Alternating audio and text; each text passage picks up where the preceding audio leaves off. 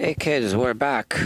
You are watching Guitar Quackery Live, the one and only live streaming guitar repair channel in the world. I think. Yes, it is, I think. I believe so. The one and only live streaming guitar repair channel. Okay, and now I'm sending a link to the owner of the guitar. The guitar's in the case over there, there. That's the case. And look, it goes out, and he can watch me work on his guitar. Now, like I said, the one and only live streaming guitar repair channel. However, I did discover that two other YouTubers have been streaming live from their own shops doing something similar. Not guitar repair, but building guitars. So that's impressive.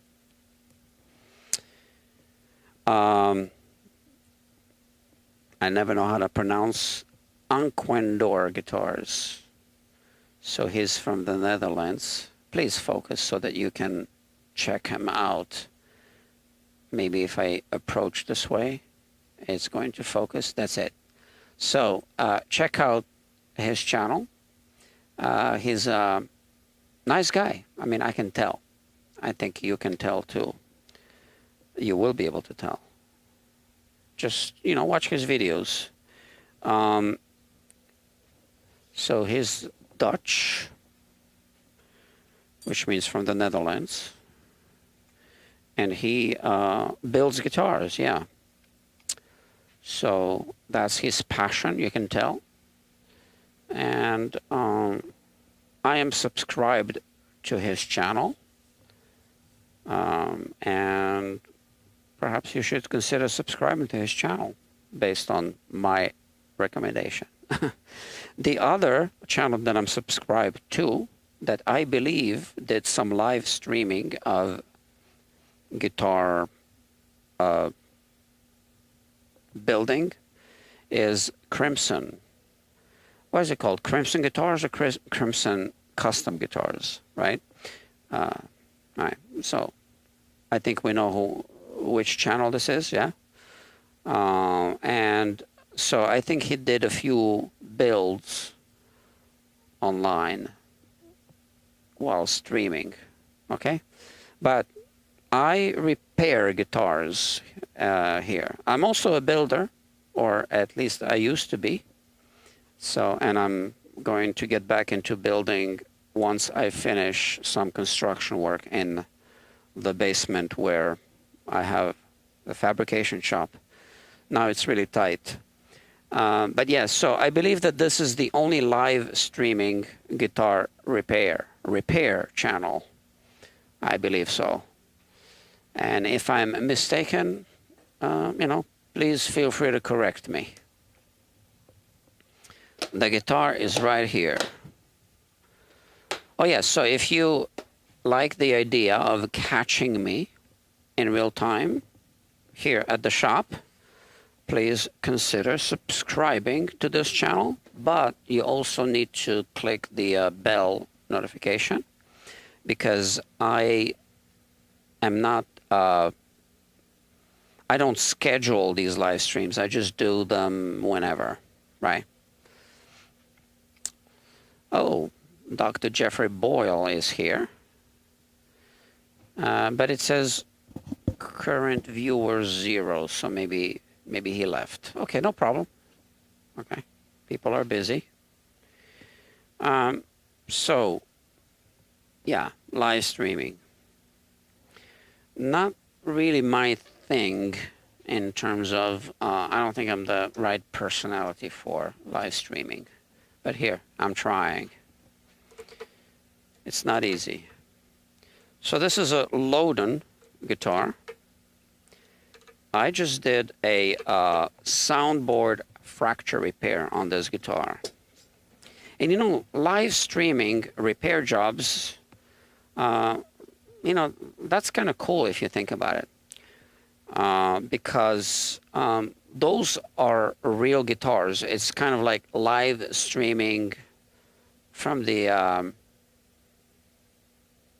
OR, right? Operating room, surgeries. I guess that would be kind of cool. Oh, Dr. Jeffrey Boyle is in Philly, Pennsylvania. Yeah. Cheers. Yeah. Wear my sunglasses because he sent me a smiley face with the shades. Okay, so yeah, sorry to hear about what happened in Philadelphia with the airplane. I think yesterday, right?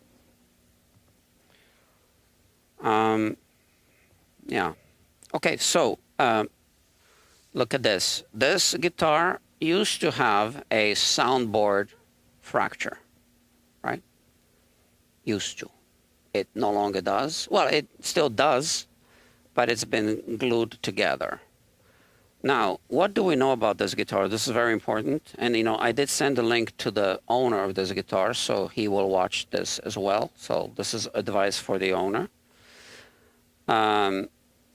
We know now that this guitar is susceptible to dryness, so it can crack again. So Dr. Jeffrey Boyle says this stream is awesome. Thank you, doctor. Thank you. Don't forget to click. Oh, you did click like. I see a like there. Okay, cool. Thank you. So this means that no matter what I do to fix the fracture, to expand the wood grain, this guitar can fracture again if it dries up. Okay? That's logical, right? Because it fractured already once. So we know that it's been assembled maybe in an environment where the humidity was a little bit too high, or maybe the wood was still a little bit too fresh, or maybe a combination of both. So if that's the case, and you glue it all up together, right? When the wood grain shrinks, so my fingers represent the growth rings, and you know, the spaces between shrink, everything wants to shrink. The soundboard wants to shrink. First it collapses down, and then eventually it splits. It can no longer shrink without splitting.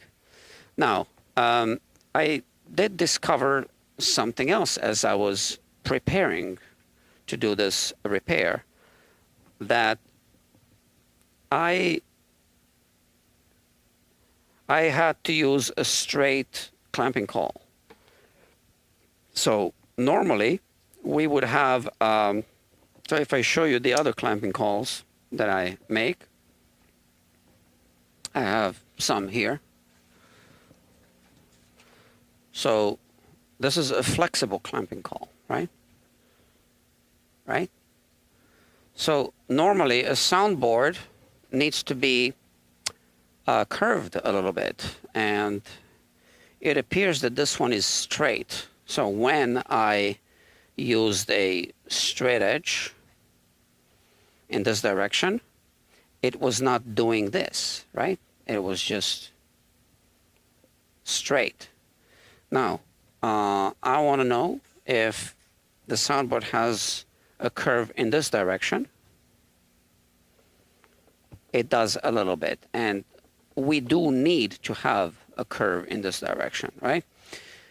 So maybe the way this guitar is built, it doesn't have enough of a radius. Or I should say the radius is too big, meaning this curve is too flat. So it would be better if the radius of this curve was a smaller radius, therefore more curved. Okay, so now we know that it can fracture. So what does this mean? Well, we're just going to need to make sure that it doesn't dry up again. Now, this customer was not neglecting the guitar. So he did use the Dario humidity packs. And this is a, oh, I'm sorry. I didn't see that. Okay, this is an excellent product, definitely.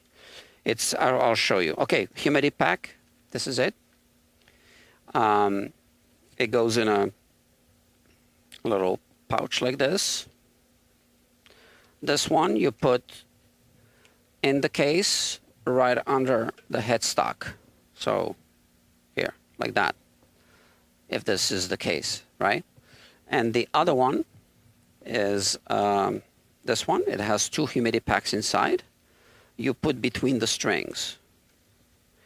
And this is excellent. So now, why did the guitar dry up despite the fact that he was using this? That doesn't mean that this product is no good. This means that the guitar still dried up beyond the point that this can maintain. And I believe they make humidity packs for extreme dryness and just for regular kind of maintenance. These are the regular ones, right? So this is a two-way humidification system that ensures that the moisture level and the wood grain of the guitar doesn't fluctuate too much. If the fluctuation of the air that surrounds the guitar doesn't fluctuate beyond the limits that this can handle, okay? If that makes sense. But in the really dry winter conditions of New York City apartments, the relative humidity can drop below 10%, okay? And the humidity pack is simply not going to be able to keep up with that. So in that case, in addition to the humidity pack, or instead of the humidity pack,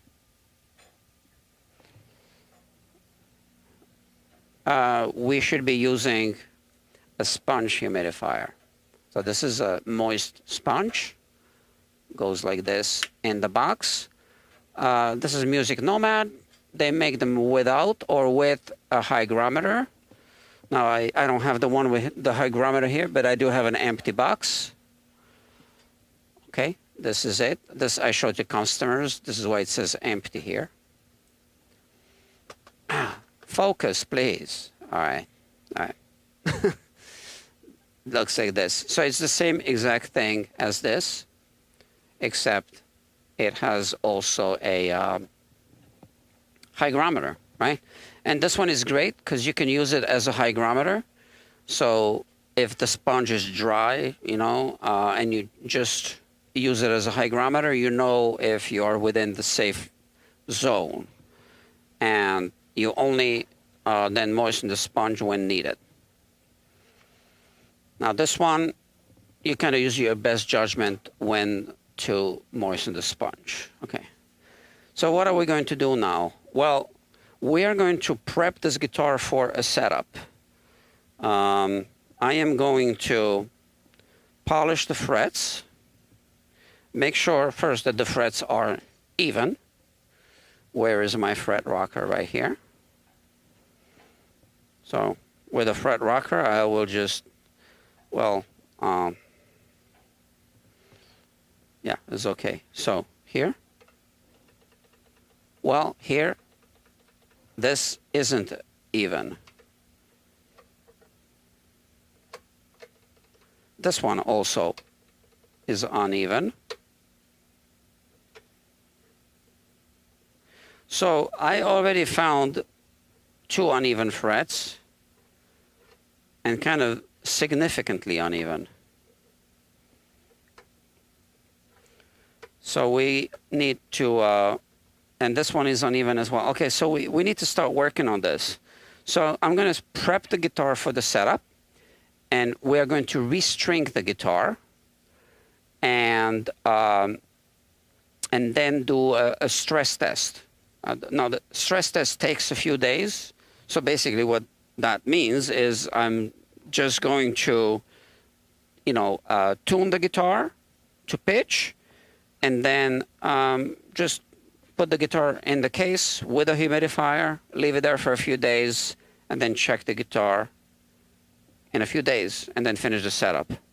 Now, this guitar does have a rear loading bridge, which complicates things a little bit, but it is what it is. I'm not a big fan of rear loading steel string guitar bridges, by the way. It complicates my life as a repair technician. So Jeffrey Boyle says, yeah, a real tragedy. I live southwest of that airport. You asking me if I'm in the UK? No, I am in New York City. Yeah. So let's get to work. We're going to use, a combination of the fret rocker just to find the high frets. I want to know if it's not seated, or maybe there's a little bump on the fingerboard itself. So we check with a feeler gauge, and we can see that there's definitely a little gap there. See? Like that.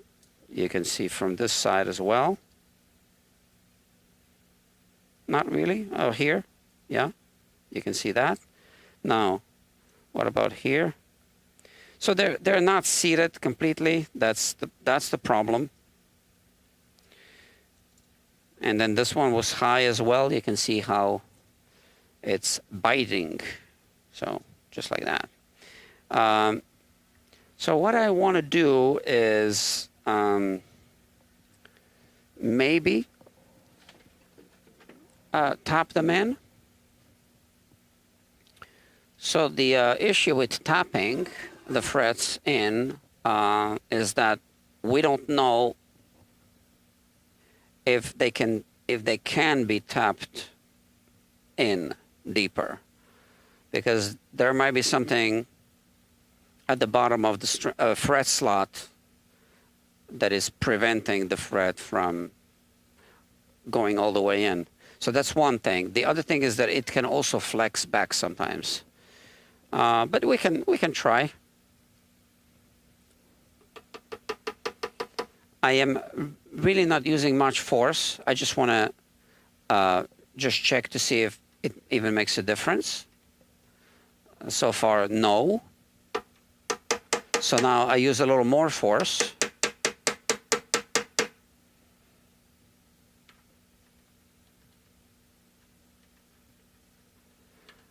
I really don't think it makes a difference.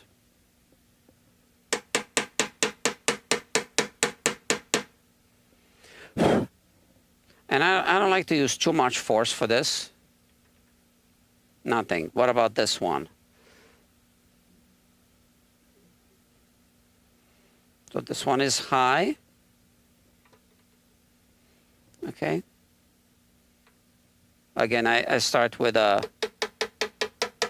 soft tap. Check it again.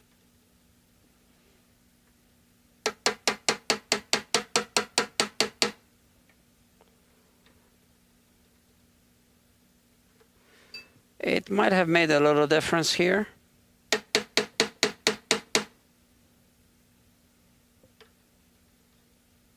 I think it did make a difference. It's still not seated all the way. But then neither are these. These are the lower frets, right? So I think I'm done with the tapping. Yeah. It's not necessarily a good solution because it can pop up again. So obviously, we just need to level it off. And I have this tool called a fret kisser. It's a, you know, expensive StewMac tool. And I just level it off.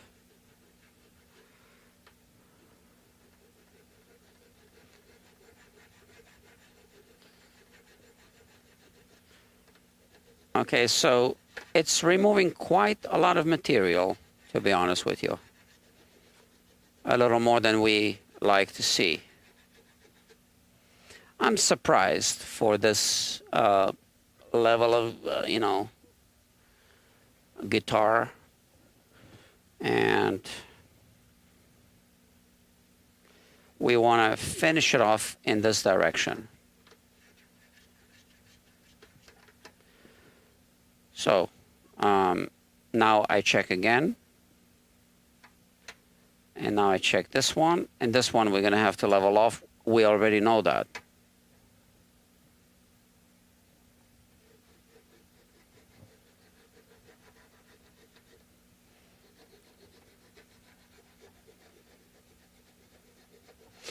So as you can see, I'm kind of leveling diagonally.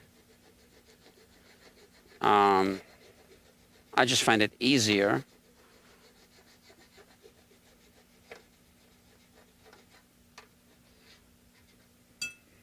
Now, you can't use the fret kisser to check for height because it's not as precise as the fret rocker. In fact, sometimes you need to compensate a little bit by moving it in this direction or this direction when you do this. So still a little bit of height needs to be removed from here and here. So obviously, now that I've lowered this fret, I got to check the adjacent frets. And yeah, I mean, you know, I can see that this is higher. Now, should we tap it first? Because it's quite high. So when it's really, really high like it is now, I do like to, you know, give it a shot with a hammer.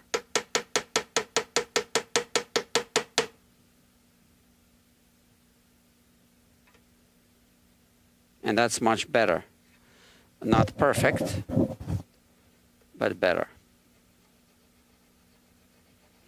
So we know now that they don't level the frets for these guitars. So they don't. This is not one of their expensive models, I guess.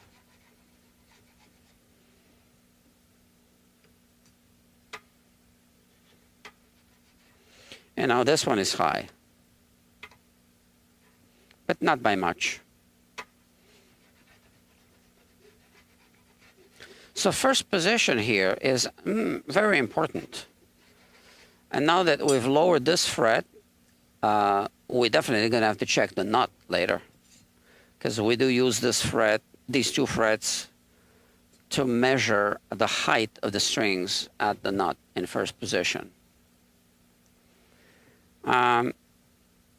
Now that's kind of like a preliminary leveling off, and I'm not doing a full level crown and polish, or was I supposed to? You know,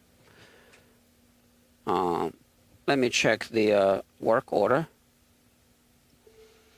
I don't think it was on the work order. Hold on.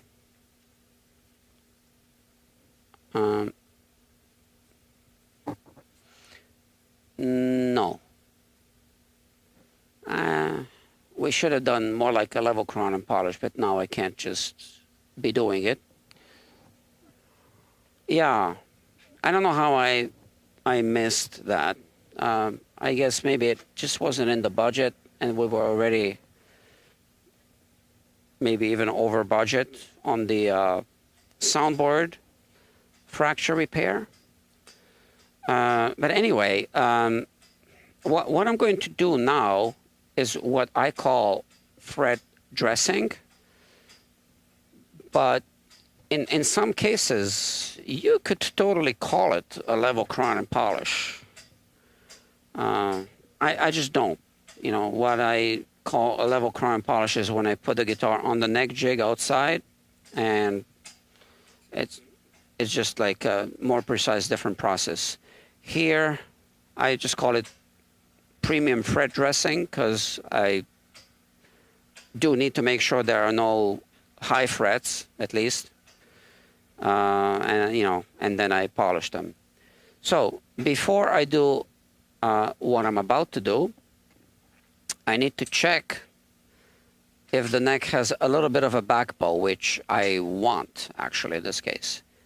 And it does. That's why I can see that this is rocking like that, right? And the back bow is, in fact, what I want in this case, and I'll explain why.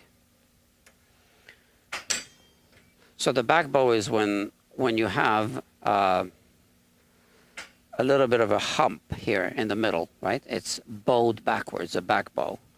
And that's because I'm going to use the short leveling beam to hit the fret tops, you know, up and down the fingerboard. So if you think about it, if you have an up bow, you really can't use even a short leveling beam, because you wouldn't be hitting any frets in the middle, right? Because you have the neck bent this way. So the neck needs to be bent a little bit backwards in order for this to work. I also always want to protect the nut when I do that. So let me just tape it off real quick. And the leveling sanding beam that I'm using is I like this one. It's a heavy, I think it might be granite or something. No, it's not granite. It doesn't really look like granite, but it's from a countertop. So there's a countertop, custom countertop company kind of nearby, and every now and then they just have a dumpster that they just throw out a whole bunch of these things in the dumpster, and I've picked up a few of them. I have a longer one there as well, which I can show you next time. Now I also have this tool. This is more lightweight. It's the Music Nomad. What is it, 6-inch maybe? 6 or 7-inch sanding beam. So I just have a slightly coarser sandpaper on this one. So I will start, sorry, I'm yawning. I will start with this one. Oh yeah, and finally, if you are going to be doing any kind of fret leveling on the bench, this is the neck rest to use, because you can just see that the distribution is, you know, much better distribution of pressure than using like a single point neck rest. So this is great, and because it's rocking, I think you are going to get equal pressure on both of these halves, I think. That's kind of intuitively what I think. I might be wrong. So here, with the nut taped off, I want to just do a quick pass like this. So it was a good idea to hit it with the fret kisser first. And now I just did a light pass with this, okay? Not more than that, I don't think so. But I seem to remember there was another high fret here somewhere, which we need to hit with this first, with a fret kisser. So let me find that fret first. So I'm double checking this section of the fingerboard.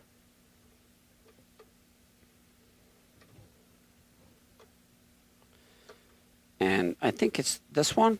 Yeah. Okay, so this one is high for sure. And we just want to hit it with a fret kisser before we do a short leveling beam, which will level the span of however many frets it hits. Yeah.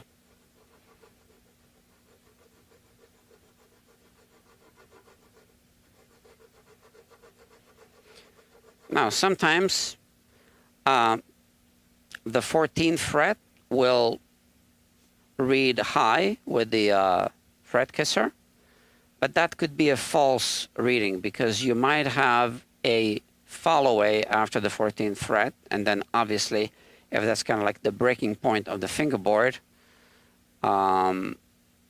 this will read high, although it might not be a high fret. So we'll check, obviously. It's still higher.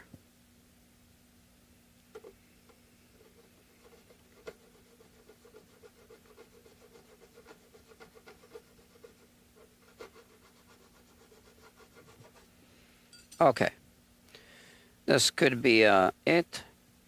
I just want to check something. I forgot to put my proper screen back here so that I can see if people are posting comments. And people, that means you. Here, oh, the whole bunch of comments. But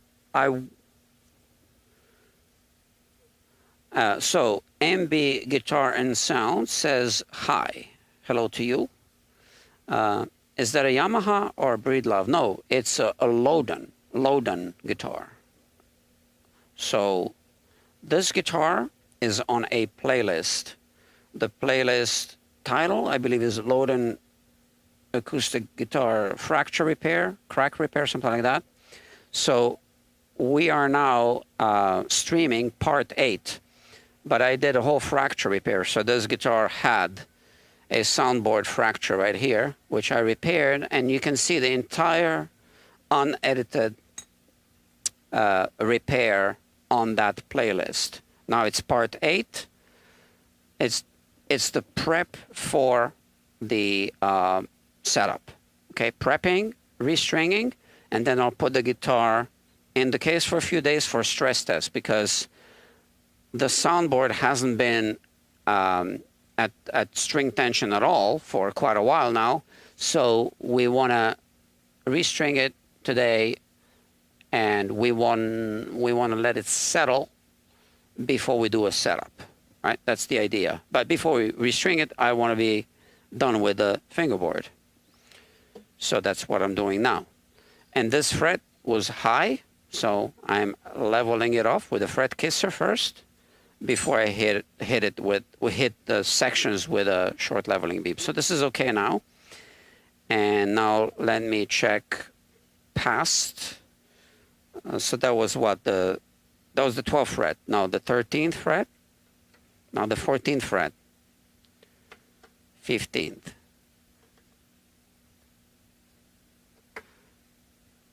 Okay. This is all good. All right. So now we no longer need the fret kisser, but with a coarse, so it's 240 sandpaper, but it's been used already. So yeah, just a few light passes. Like I'm doing this X pattern, as you can see.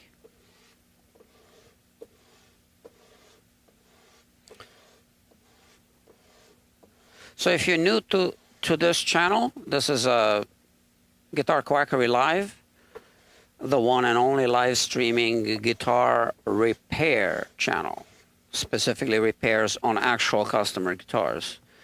And I send a link to the customers when I work on their guitars, and they can watch me work on their guitars. So I better behave. I better not mess up because, you know, they're watching me. Yeah, I don't live stream every guitar that's on this bench. I try to pick the more interesting ones, and then I put them on a playlist. and that's it. So if you feel you're learning anything, that this is useful, this is also educational, just hit the I don't know, what is it again that you need to hit? Something. And you can subscribe and hit the bell icon if you want to catch me live, because I don't stream. I don't have a streaming schedule. I just do it whenever I can. And the only way to catch me is to hit the bell icon, get notified, and then you decide if you want to watch me in real time or not. It isn't mandatory, right? So now we have this. So we started with 240. I don't know if it's 320 and 400 or 400 and 600, but it's already been used so much. This is basically more like 1,000 grit. So this one is the coarse, and this is fine. And now I'm still doing a little bit of the X pattern, but more aligning with the frets, right?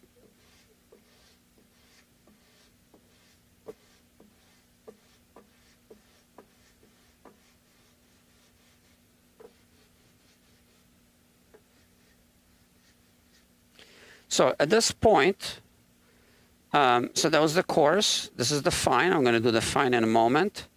At this point, I want to double check to make sure that the frets are in fact all even. And this just takes a minute.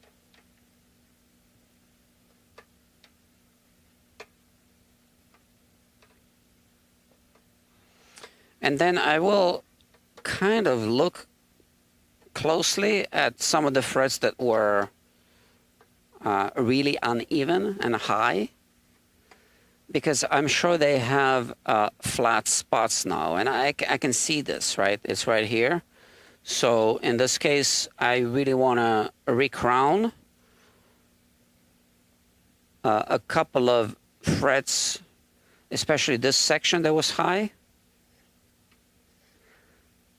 Just a little bit, and here as well.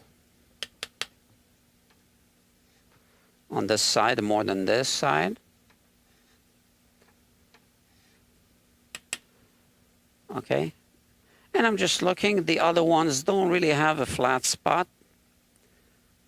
And this one, that was the 12th fret. On this side was high, so here I am hitting it with this file. Now, this is the traditional file. It's not a Z file. It's not a diamond file, but I can take the diamond file as well.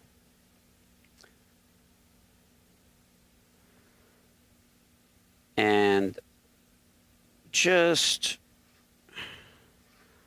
like this is the original Z file, so we need to use both sides. And I'll do the same on these two frets.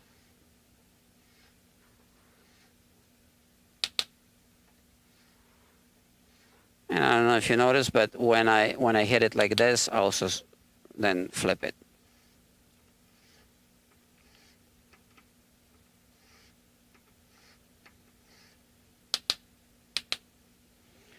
Okay, and that's good. So now we're done with this stage of the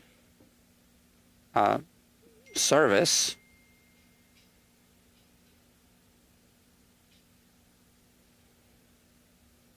There you go. Some text messages are coming in, so you have to excuse me. So you are watching me live, right? So customers are texting me sometimes something else. I just need to check. And I am simply going to check here. Oh, so Dr. Mike Jones says, hey to you. I found a Yamaha under a coffee table on the side of the road. Looked mint until I strung it up and the bridge lifted off. Okay. looks like there was some glue in an attempt to repair. Just ripped off. Okay. Yeah, I've seen bridge reglue attempts many times, and you know, yeah. But yeah, if you excuse me, I just need to check these text messages. There are just coming in as we speak. I don't even know what to say. You know, maybe nothing. It can wait. Okay. Now I am going to polish these. I have these guitar covers that I make, and I'm going to pick one. I think this one will fit nicely. This is I think it's for a GS Mini, so it kind of almost fits. I don't want to make one for this guitar. I will never work. I mean, never say never, but probably I won't be working on this guitar model often. Or maybe maybe another one will fit better. Let me see. Yeah, I guess this fits better. Okay. I do have more, but this one is good enough. Okay. Now, I will be polishing the frets, and this is why I need to protect the guitar. So here, I am going to tape it off. So let me just get the tape. I can put this away now, so we won't need it anymore. And we need tape.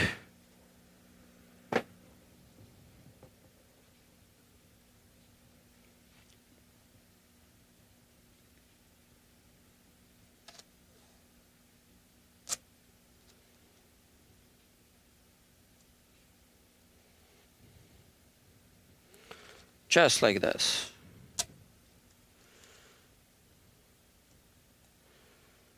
Okay. And so I made these sanding, whatever you call it, holders for the sandpaper in different sizes. I'm not sure if this one is going to work well for this. So these I know are larger, so not these, but yeah, I still need to make these in other sizes, because if not, I can improvise with the file as well. I think that's what I'm going to have to do this time. Okay. So I'll start with the sandpaper. Which grit? I don't know.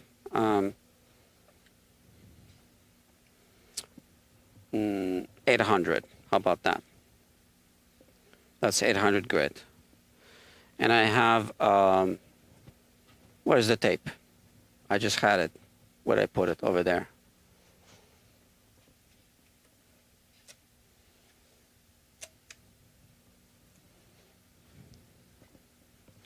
So tape it off like this, one fret at a time.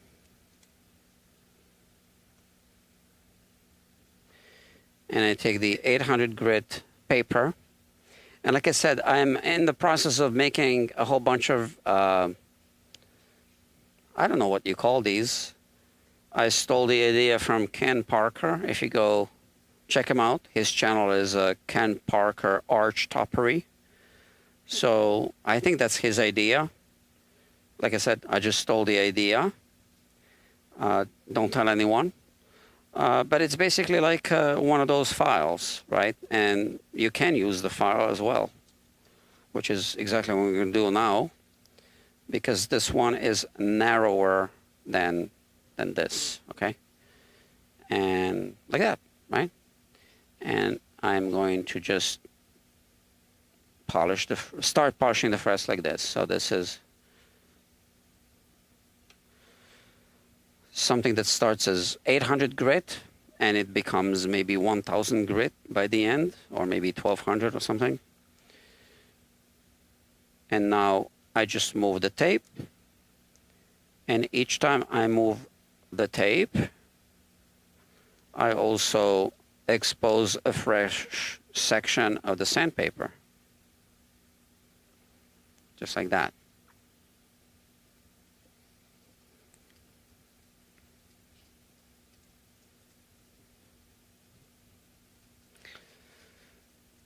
And that's the thing with sandpaper. It starts as one grit, and it ends up being a much finer grit by the time you're done with the polish, with the sanding.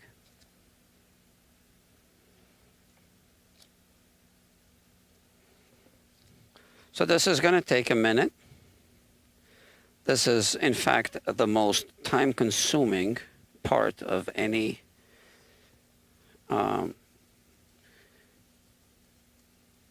you know, kind of like full service that includes a premium setup on a guitar. So you don't always need to start all the way at the beginning. It just depends what condition the frets are in when you get them in. But what we're doing now is we're going to polish them to a mirror shine, right? So they're not close to being, I mean, they have never been polished, right? So they are just a raw fret wire.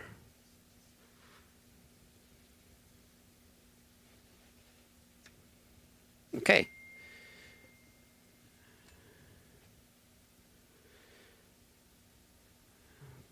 So I just got another text message. Excuse me, this is an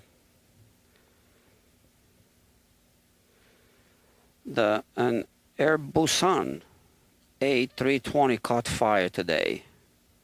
That's an Airbus A320 at Seoul Airport. So there's, I am devastated. I mean, there's been so much, you know, bad news in the aviation world lately. So this is, I guess, breaking news.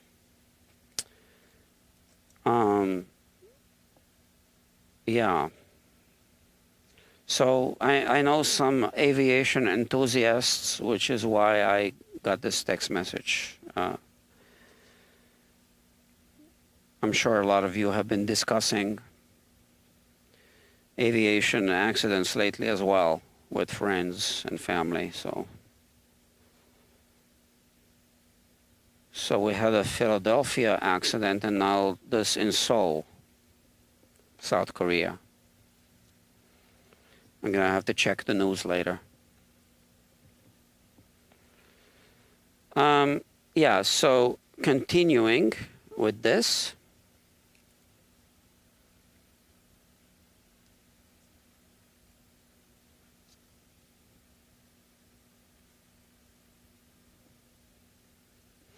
So what I'll do is I will do 800 grit and then 1500 grit after that. I will skip the 1000 because, like I said, this becomes at least 1000, if not finer, by the end of the, you know, sanding pass.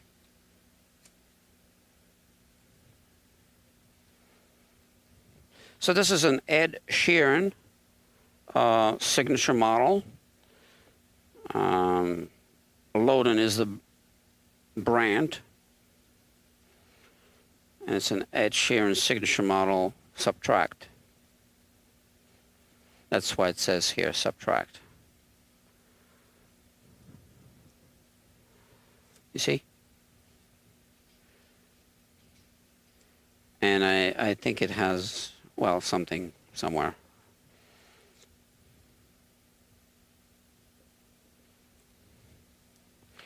This customer owns a few, actually all of the signature model, Ed Sheeran signature model guitars, Martin and Lowden.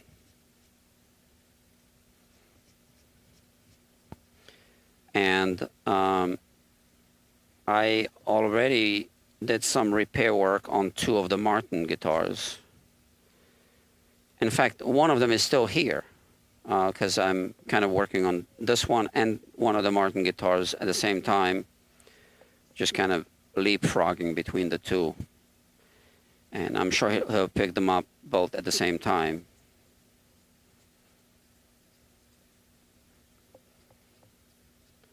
I am actually really upset with Martin as a company. And I think I'm going to make a video about that. So I don't think that consumers are treated fairly. And I am a consumer as well. So I like to be a consumer advocate, not a manufacturer's advocate, unless they deserve to have an advocate, I guess, but not judging from what I've seen coming from Martin.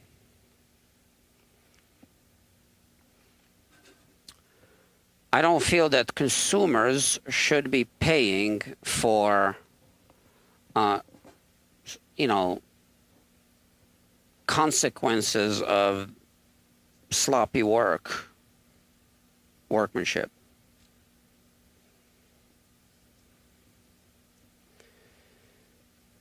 And it's not only consumers that are paying. I'm also paying, even if I'm charging for the services. And I already discussed that in a recent live stream, because there's only so much I can really charge. And a lot of the issues with Martin guitars seem to be very time-consuming to fix. And I just can't really charge for all the time that I'm spending. So as a business, right?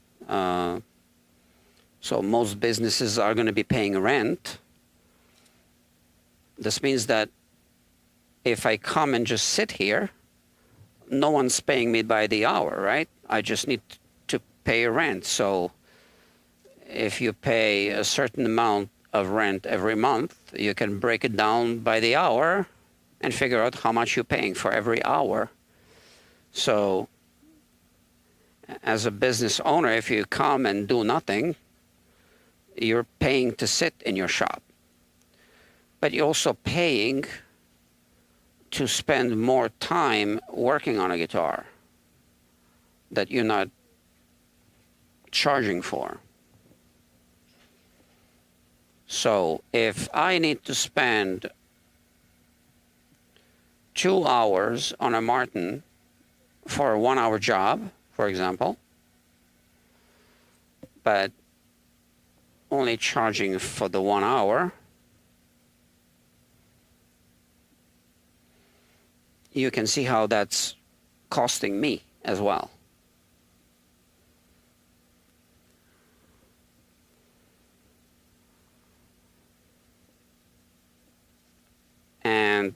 And the customer is also paying, right? And yeah, and that's just not right.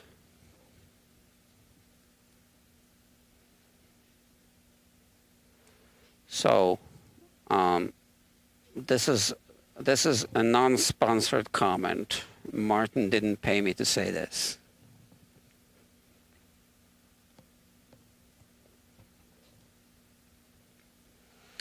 But I just see too many issues with Martin guitars.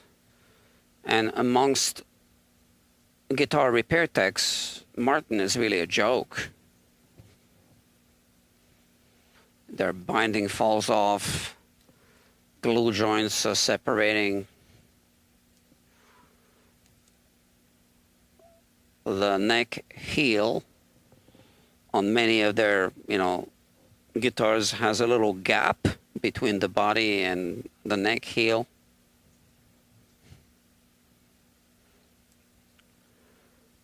Many of their X series guitars are just, I don't even want to work on them.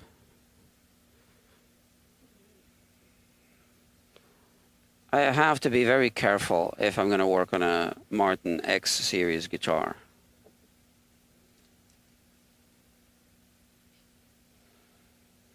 Because most technicians don't charge by the hour, and I'm the same way, right? You'll have your fees for, for this work, for that work. Because based on experience, you know how much time you should be spending. Now, one reason why I started live streaming is actually so that I can charge by the hour and provide full transparency. And I do have a few jobs that I'm doing by the hour now that I'm streaming. So my new policy is structural repairs are charged by the hour. This one isn't. I just changed the policy. So I've been streaming for 6 or 7 months now. Just,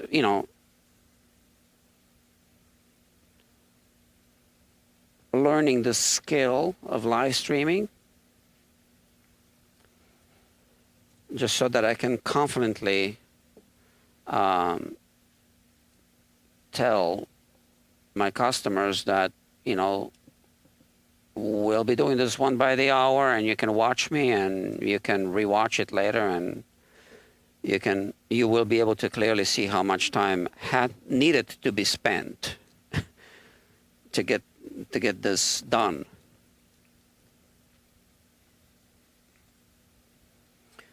And I took some jobs like that, and those jobs also come with an NTE agreement, not to exceed a certain amount. So pretty much, okay, I'm oversimplifying a little bit, but if I see that, I can't possibly give them an estimate, I say, okay, I'll charge by the hour. And then I say, what is your budget? And if they tell me a budget that's not even realistic, then, we can't do it. But, a realistic budget, okay. So let's see where let's say if they tell me $800, let's see where your $800 gets us, okay? And as we approach that $800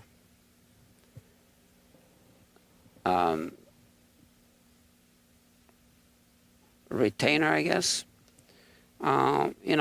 if I feel that it's going to go over, that's when I would contact the customer, and then we discuss what should we do. But that's already something that we've agreed in advance. Okay, I am going to recheck all of the frets. So right now they have that brushed metal look, but very fine brush metal.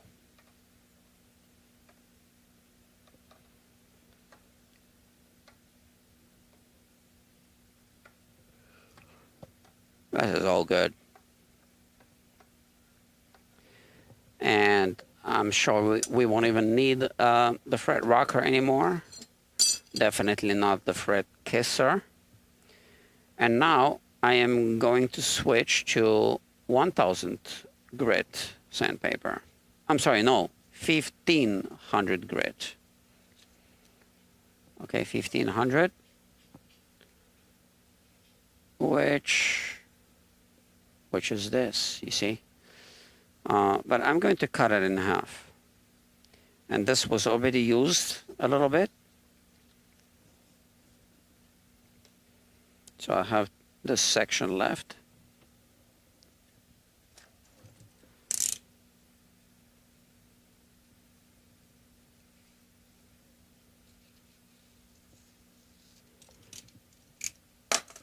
Okay, and it's going to be the exact same procedure, and once again I need tape.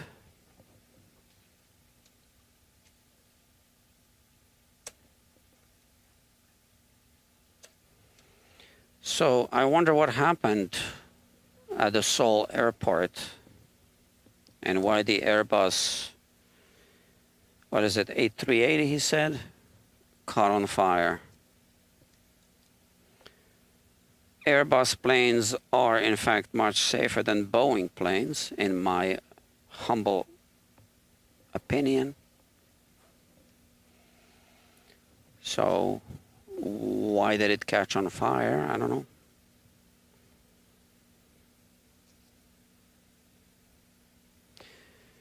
I'm gonna have to check the news later. Oh, we have a few new viewers. Welcome to Guitar Quackery Live. You're watching a live stream. If this is your first time, this is Guitar Quackery Live, the one and only live streaming guitar repair channel. Customers can watch me work on their guitars live.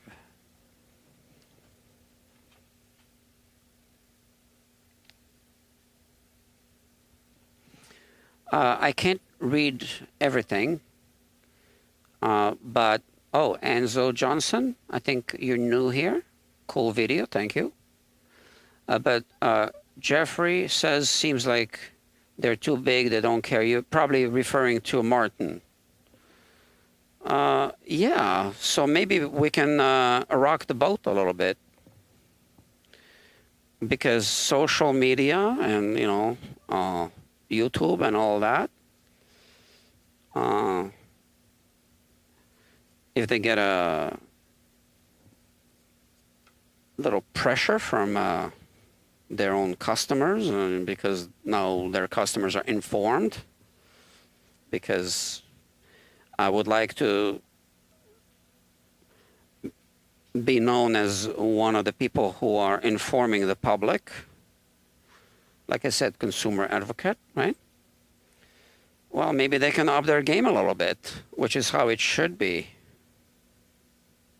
We're not asking for anything that shouldn't be, right? Just make a damn guitar, right? The way it should be made. As in, one that doesn't fall apart, you know, on its own. Now, I know I have here one Martin. I already showed it.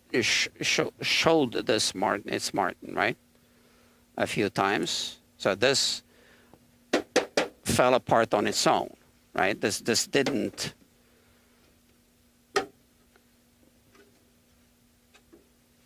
Yeah, this wasn't dropped or anything, right? You can see that this fell apart all the way around to here. And here it's still kind of glued together, and then this, right? So I see this a lot. And I'm going to use that guitar in an expose video. I'm keeping it for that purpose. And I'll show some other interesting Martin facts in that video. Like I said, facts. If it's factual, we're free to talk about it. Like we can talk about the sky is blue. Water is wet. Martin guitars fall apart.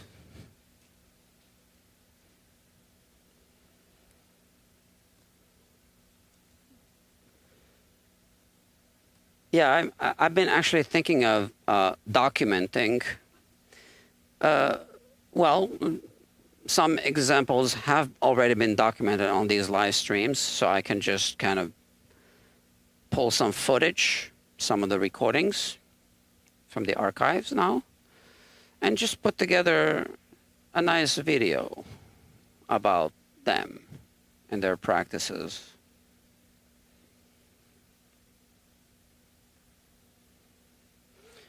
I published a video on the main channel. So for those of you who don't know, this channel is Guitar Quackery Live, but the main channel is called Guitar Quackery without the word live in its title. On the main channel, one of the recent videos is titled Guitar Ruined by Repair Tech, something like that. It's a Martin guitar. Now, the owner of that guitar tells me, and I believe him, that he bought the guitar new from a Martin because it was a replacement for another guitar that he bought brand new that had some issue. So they replaced it for him. And I discovered that the pinholes for the strings had been drilled in a certain way that one could say, well, this guitar has been ruined. So now, why would they do that at the factory? They wouldn't just take the wrong drilling tool, like a drill bit. They wouldn't. But I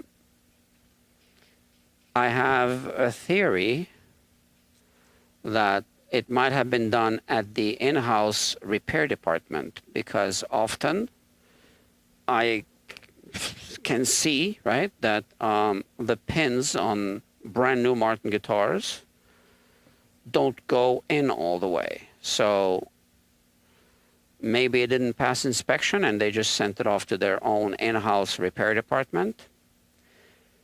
But I could also see some signs that the bridge had been re-glued. And that can also happen at the factory if the initial glue-up job didn't pass inspection.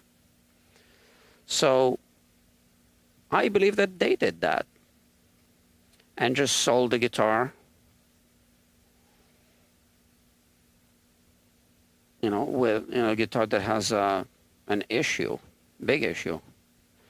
So check out the video. It's on the main channel. It's easy to find. Guitar Quackery, and then Guitar Ruined by Repair Technician or Tech, something like that. And if you watch through the video, it'll all make sense. Now, I can't tell you for sure that they did it, but the customer tells me that, he barely had it set up a couple of times and never did any technician do like a bridge re-glue on that guitar.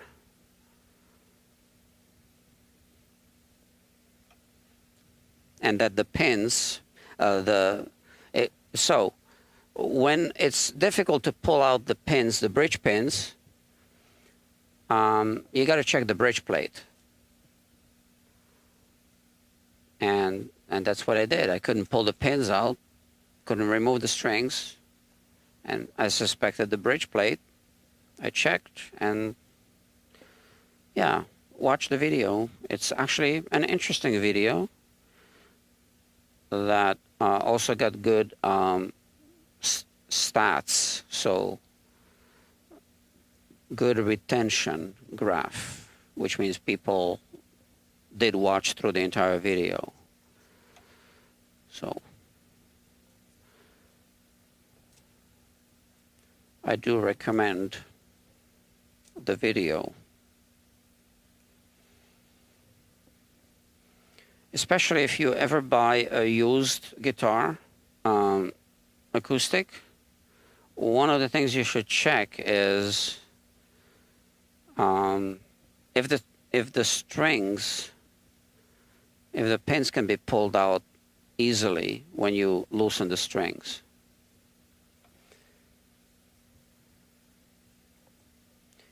And if you discover that the pins are getting stuck, well, then you know that the ball ends of the strings are getting buried from beneath. They're getting sucked into the pinhole as the pin is pulling, as you're pulling the pin upwards, and then it gets jammed up inside, right? So that's usually the explanation. I can't think of any other explanations.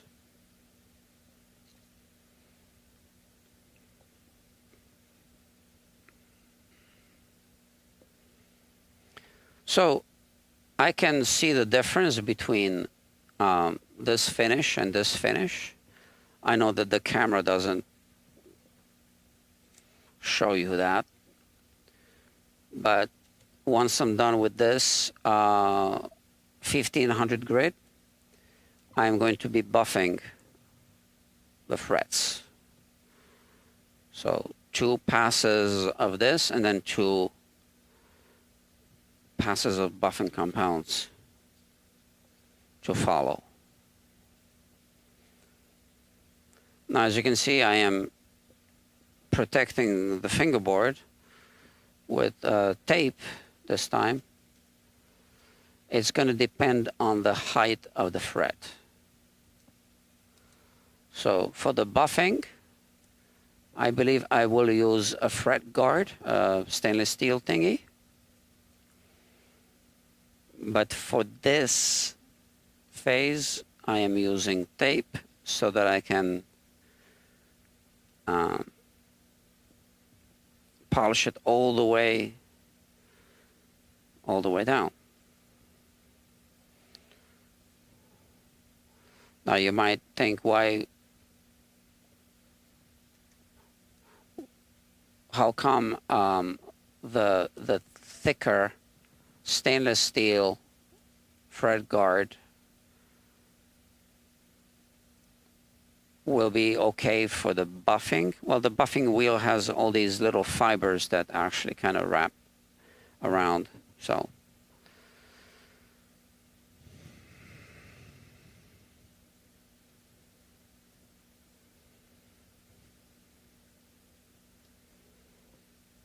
All right. I am kind of getting sleepy. Where's the other one? I had 2 of them, right? Because I cut it in half. Oh, here.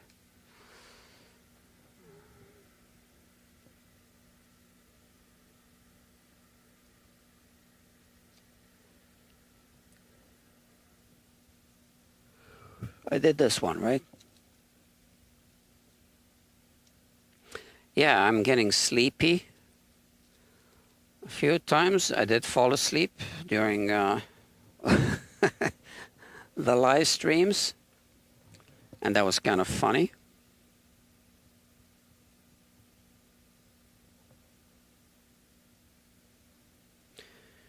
One time I was actually holding a heat gun.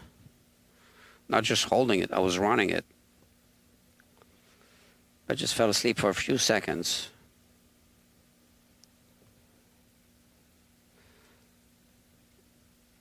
That's why I don't like driving long distances. I always feel like I'm gonna doze off. But when I do, I always take a rest. I take the first exit and sleep it off.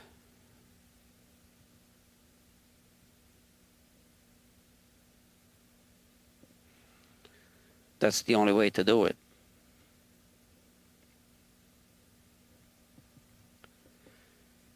And I did fall asleep once driving for a few seconds. But I woke up because the wheels started hitting that side of the highway, you know, the ribs. It woke me up. And, you know, that was a long time ago. And ever since, I made a decision, if I ever feel sleepy and I'm driving, I'm just going to pull off and take a nap.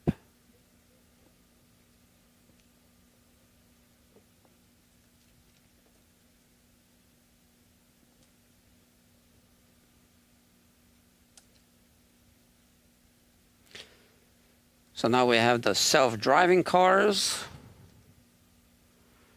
So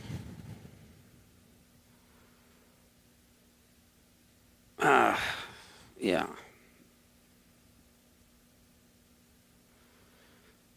I think it's a good thing in baby steps, right? So I think if it's used as a safety, so that the car can take over in case the driver falls asleep, obviously that's a good thing. It's better than nothing, right? For sure. But it's kind of scary to just use it, you know. Sushi Gang is here. Oh, I'm carving. You see, he says, I'm carving a bridge for an acoustic. It's my second time. It's hard to replicate a mass-produced bridge, yeah? I think I might have, I think it might have been CNC'd. Most likely, yeah. And I think we have a new user here, another new user. Aficionado Lure Company. I have a 2004 Martin OM21. The finish on the neck gets kind of gummy, but other than that, that's pretty good. Yeah, I mean, I'm not saying that all Martin guitars have structural issues, and obviously not. So obviously I work in a repair shop, and when people bring guitars to me, very often it's because there's a problem. Sometimes people just bring a guitar because they say they want a setup, or they just want to improve the playability.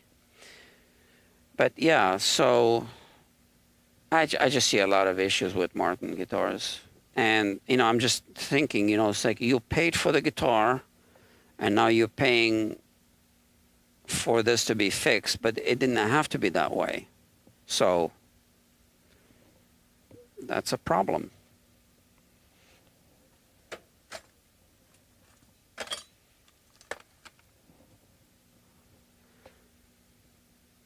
Okay, look at that. So, so this is the, again, Music Nomad, fret guard, I think it's called. And I just put tape on the side. So they come in 3 different sizes.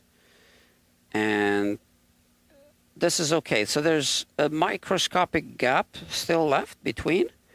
And the fluffy buffing wheel will kind of, you know, take care of that, I think. It better, because I'm counting on it. So let's start buffing. So if this is your first time here, I teach basically these things, and I share. And because it's a live stream, you get to see everything. I think it's fun to watch it live. I don't think it's fun to watch replays. But anyway, I also share the links to the products, okay? So let's talk about this. So the old So I have these little things. So this is a little, it's not a Dremel brand, but it's a rotary tool. And we have these buffing wheels. Let me see.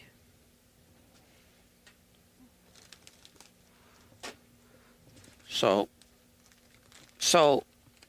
what I'm trying to say is there are Amazon affiliate links in the description,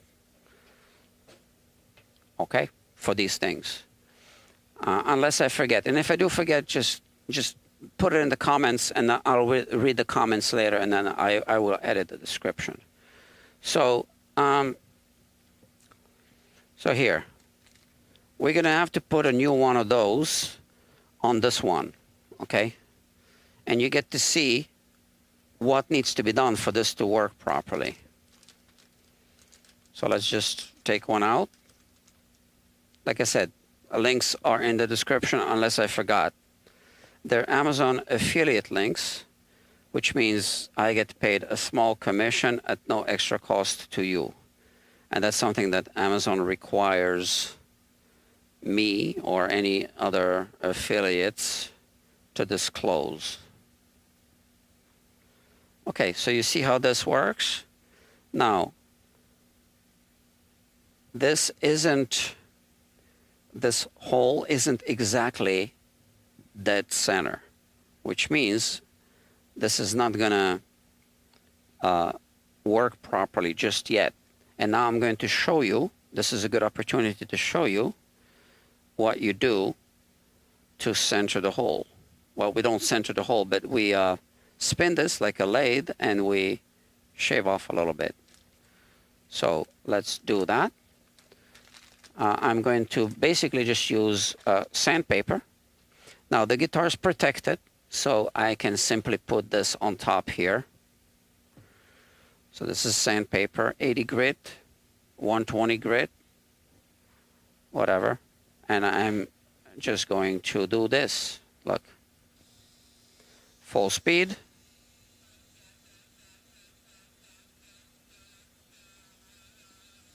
And just this a little bit. Now, I am keeping my nose away from this. Yeah, because I don't want to inhale these particles. This is sometimes cotton, sometimes wool. I believe they're all natural materials. Well, I don't know. You got to check. Now, it wouldn't be synthetics, because synthetic would kind of overheat and melt. Yeah, it's a felt thing, right? Felt is wool, I think.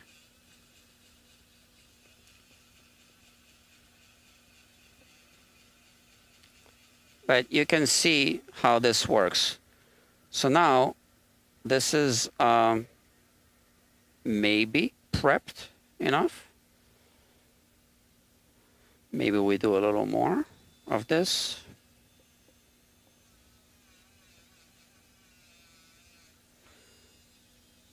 And now I'm hitting the corners a little bit.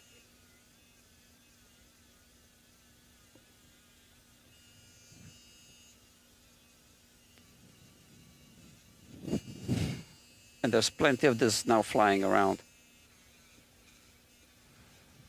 Now, it doesn't need to be perfect, but we just need it better than nothing, right? Okay. So,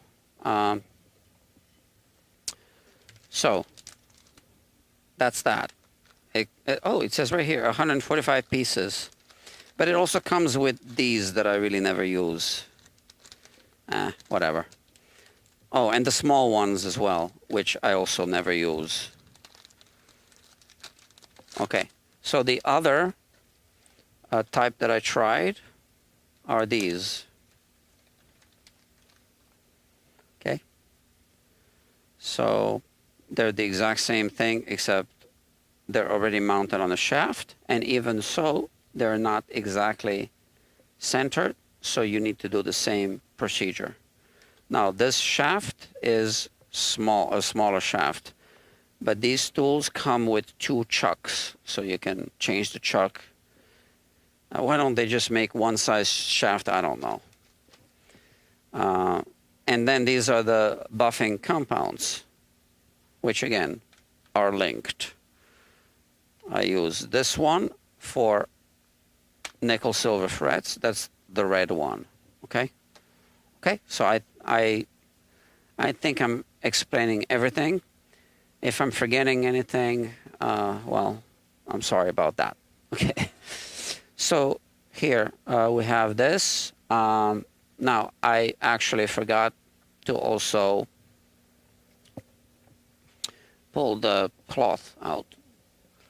The cloth that I use is, I gotta get some fresh ones, but it's the Music Nomad microfiber polishing cloth. And I believe any microfiber cloth will work. Doesn't need to be the Music Nomad. Okay, so now this is the first time this wheel will be used. So for the first time, we're gonna prime it a little more, right? And it's not going to be evenly distributed. I already know that.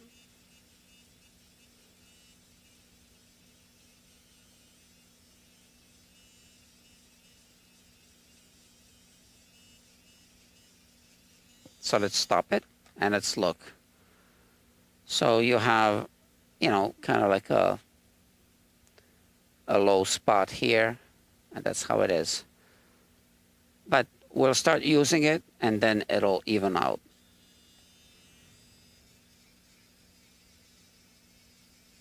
Okay.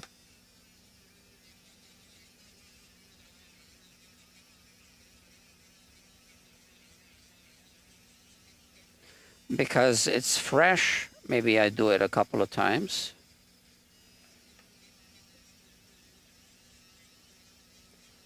Fresh meaning a fresh wheel, right? And now it's already getting broken into. Okay. And now we just move on over to the next fret.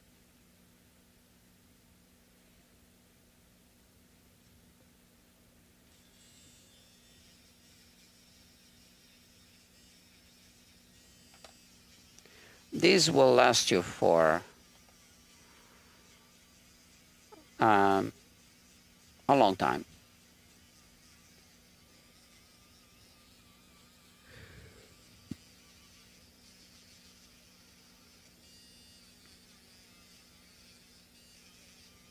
Okay.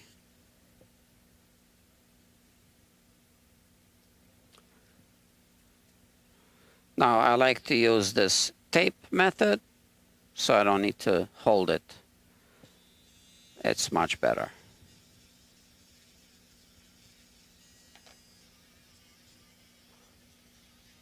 All right. And this is when I often fall asleep, I guess. So I don't want to work too late tonight, because I'm actually planning on doing something fun, but it's already past 9. So all I am going to do is I'm not even going to worry about setup specs. Maybe I will look at the truss rod and probably just side it down. I'm not going to measure anything, because this guitar will settle, right? It's been without strings for, you know, a few weeks. I'm just going to put the strings on and let it settle. And in 2 or 3 days, I will just finish the setup.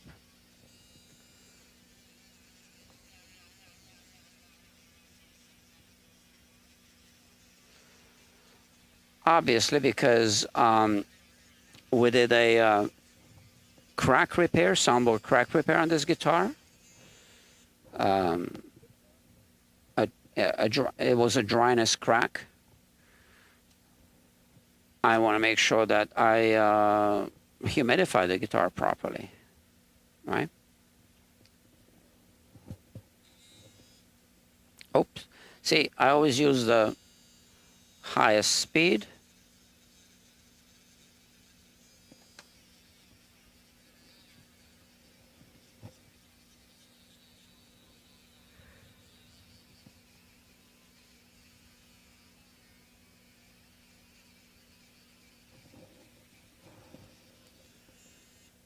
Okay.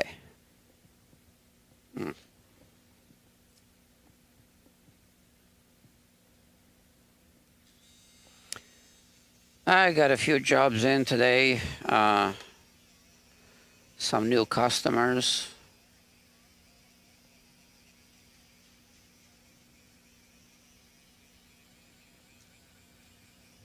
One of them is a ukulele repair. And again, it's a repair of a bridge that wasn't made properly. So, I don't think I'll be streaming that one. But anyway, I'm just saying, it was a ukulele. It was not a cheap ukulele. It's like $1,000 ukulele.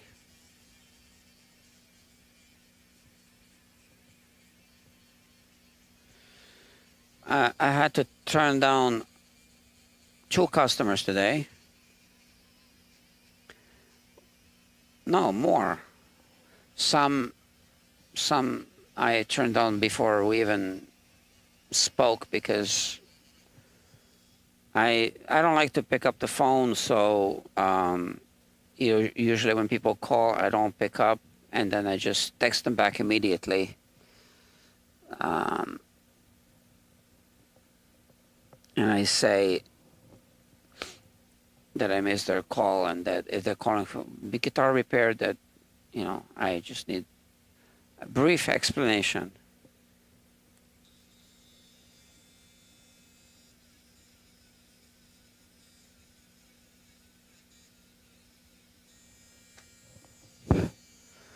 So, but 2 customers just came here, right, without an appointment.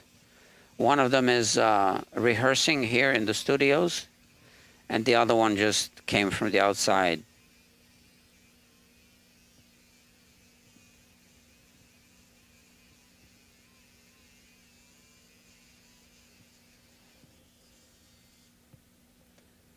Yeah, sorry. So one customer said that he has a 1970 something Rickenbacker guitar. Oh no, or bass? I think bass, yeah.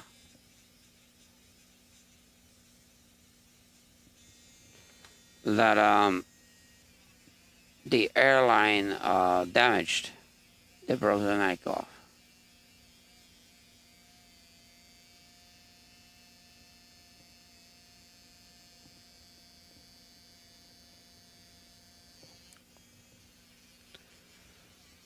I almost fell asleep again.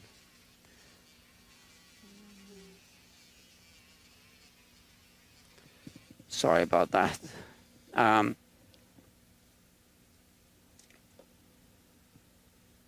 No, I did not overheat the fret. Okay, that's good.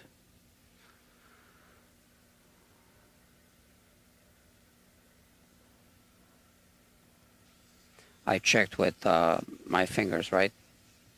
It wasn't overheated. I checked this one. And it looks polished, so I still managed to polish it. Even in my sleep.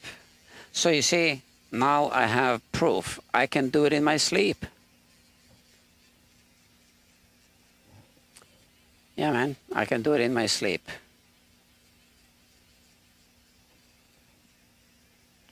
Maybe, yeah, I want to rewatch this part. It's at 1:34, something like that. I want to see how I fell asleep. Let me write that down. 1:34, right? 1:34, fell asleep. Okay, I'm gonna check it later.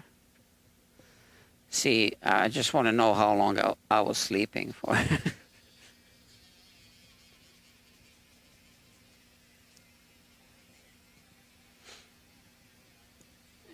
See, at least I wasn't driving. But something funny happened on one of the live streams. I started narrating my dreams, and I started talking about Hungarians, something. And then I woke up, and then I kept working. I forgot which video it was now. And then I said something about the horny guys are waiting, or are coming, or something like that. Are waiting, I think I said.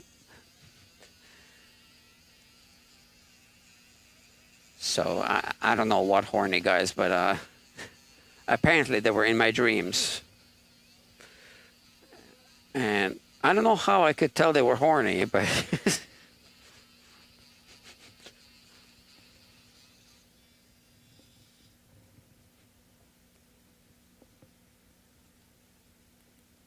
yeah.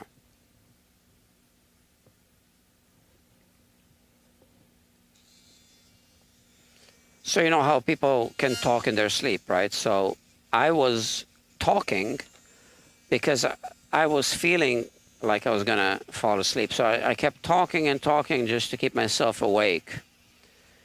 And then I started falling asleep. And I think that's when you start dreaming, right? Like you dream when you're waking up, and you dream when you're falling asleep, right? I think. So I started narrating my dreams, I guess.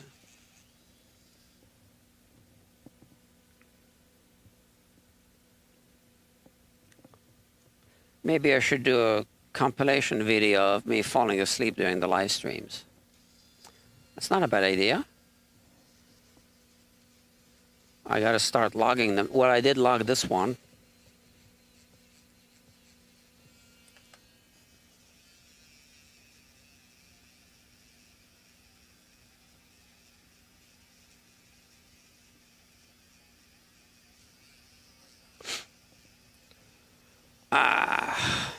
All right, maybe I show you this view. How about that? And this way, you won't see me falling asleep. You know, you just see my hands.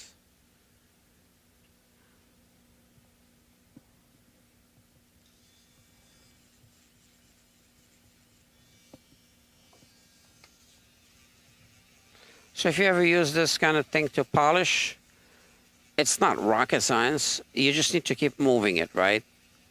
Because if you keep it in one spot for too long, you can overheat the fret.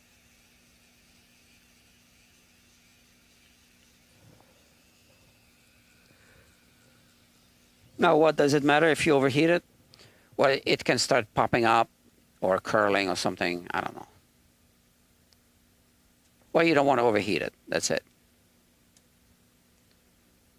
That would not be desirable.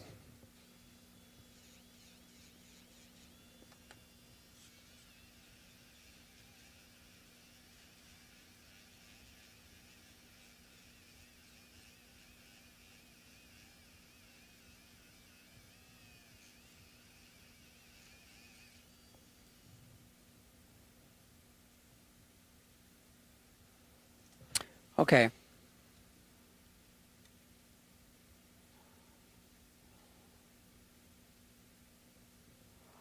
So, this is time consuming, obviously. It takes less time if you have the fret shield, which is the Music Nomad fret shield. Fret shield, unlike this thing, it protects all the frets at once.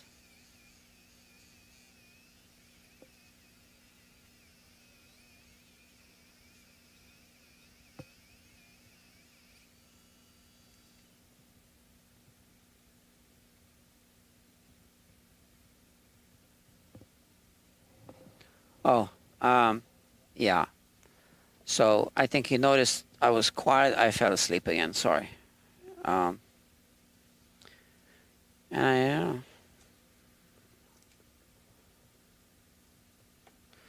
so 4 more frets with this buffing compound, and then I think I'll stretch my legs a little bit.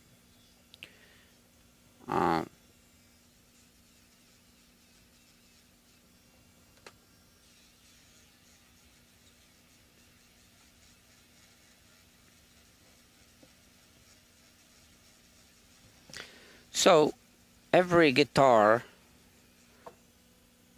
goes to something like this or similar. Here.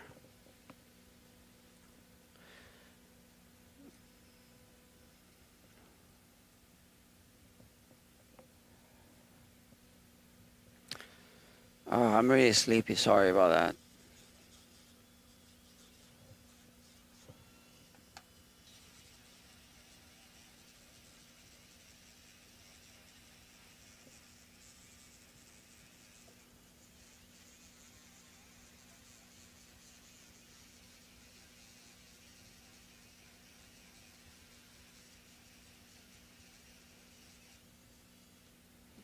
Mm-hmm.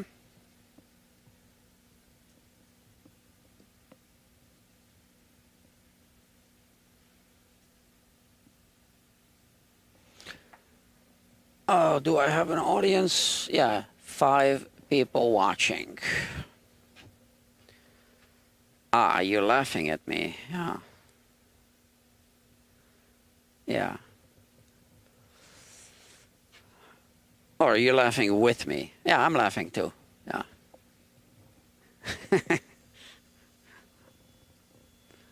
Yeah, you see, I was just laughing.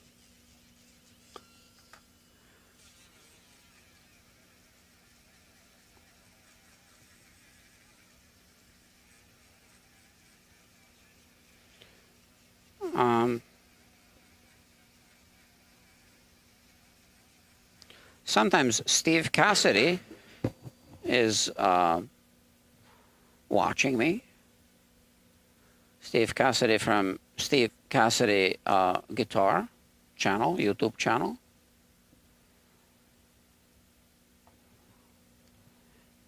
And sometimes I watch him.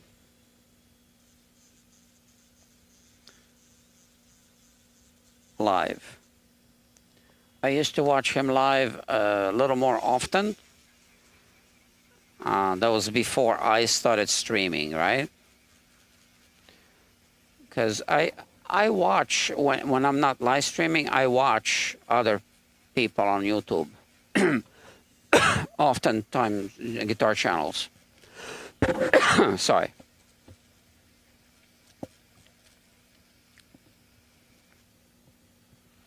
And I have a monitor here, so I can just throw the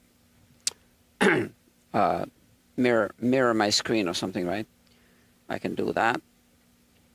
But then I lose all of the other, because this is a multi-screen for my switcher here. So if I show my computer screen, then I can't use the switcher. I mean, I can still use it. I just don't see what I'm showing. But I think I need to install a second monitor. I don't know where it would fit. I guess I would need to. So I don't know if you can see the monitor from above. Yeah, I'm touching it now. That's the monitor. So this is the guitar that always kind of hangs here. You see the monitor now, right? You see that's the monitor. So I don't have space for a second monitor, so I guess I need to get rid of this guitar and then move this monitor a little bit this way or that way and put a second monitor there. Because I would like to be able to, because my computer's there now, it's a laptop. I would like to be able to read your chats and then, you know, just reply verbally. Right now, I need to come here. Oh, Jeffrey Boyle says, where's your coffee? Yeah, you know, I need to buy a coffee machine for here because I drink my coffees at home. But yeah, that's where my coffee is, at home. Now, do I need the coffee or do I need the sleep? Or both?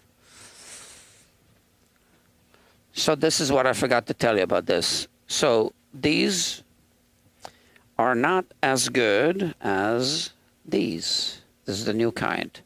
And I updated the links, you know, the Amazon affiliate links that pay me a little small commission at no extra cost to you. So I used to link to these, and now I'm linking to these. I bought only one just to test it. It works great. So why is it better? Well, this one broke. You see, this one. Okay, it doesn't work. So this lights up, but it doesn't spin. So I had a spare one because I used two, right, for two different finishes. But these also have that really annoying one-way micro or mini USB. And this one has, you know, the two-way USB-C. Okay, so that's better. It's a little more robust. So maybe there's a bigger motor inside. I don't know. So we'll see. So the link in the description is going to link to the new one, although I'm actually still using the old ones right now today in this live stream, if that makes sense. Oh, sometimes I check other channels of people who come here, and I wrote down this one, the Room Shakers. Come on. A rockabilly band. So if you like rockabilly, yeah, check them out. It's a new channel. I think 3 videos are on the channel now, on it so far. Yeah, it was fun to watch. Rockabilly.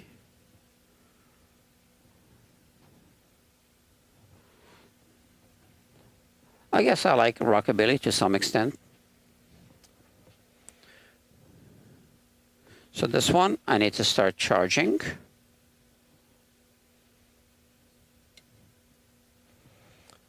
And now we do our second pass. And where's my little guard thingy? Where I put it? Oh, come on. Oh, here it is. I'm gonna change this tape.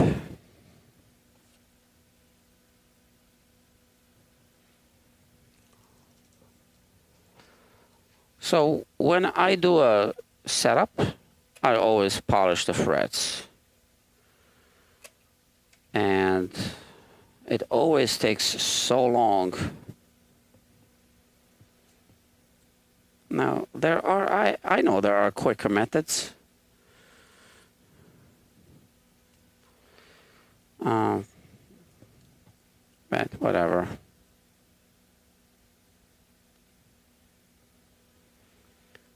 I like to see a certain finish, so.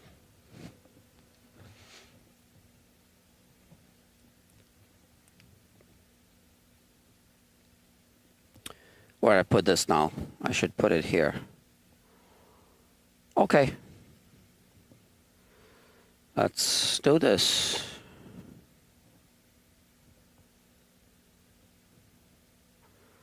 Here we go.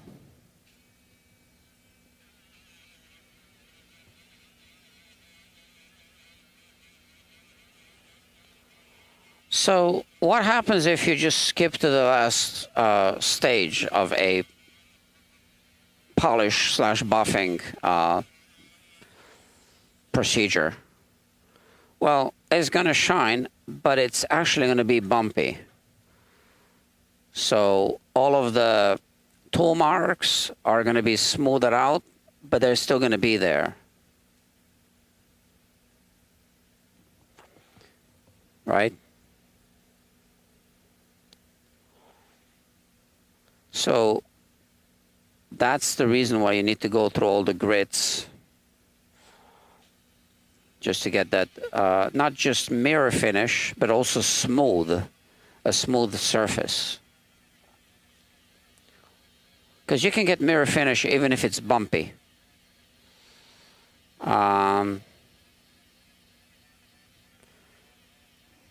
Now, I guess you could argue, does that even matter?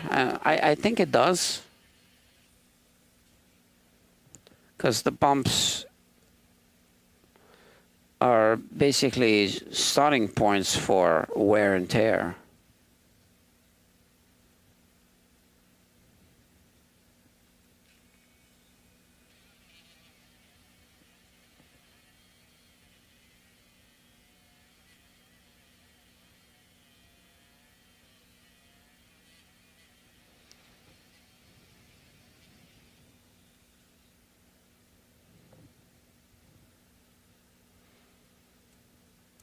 It goes much faster if you tape off the entire fingerboard.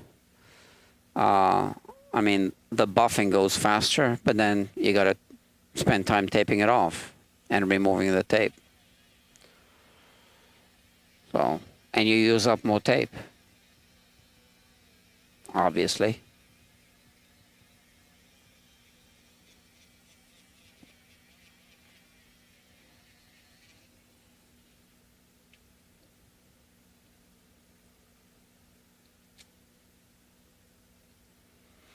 Once again, I can see there's a difference between this section and this section. But I don't know. I don't think the camera shows it.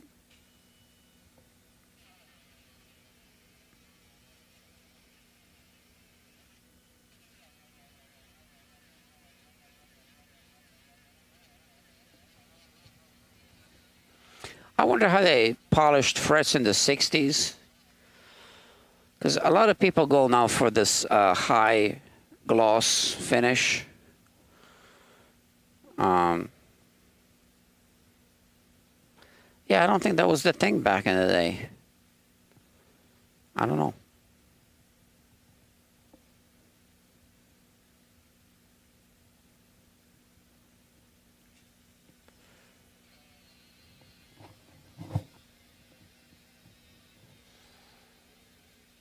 I think this whole business, or what's the word? Whatever, business of guitar repair really evolved in the past 10 or 20 years, I think.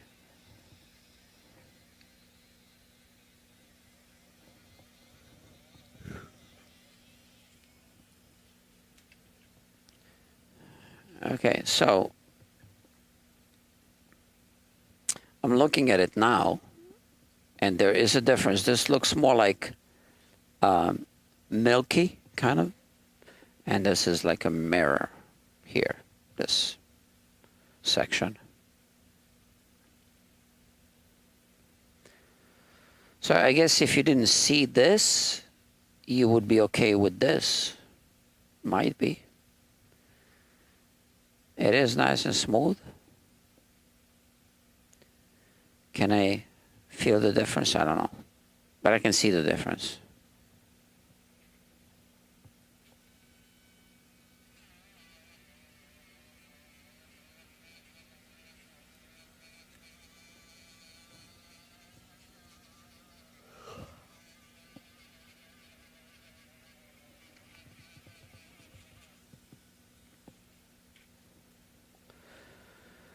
So it looks like I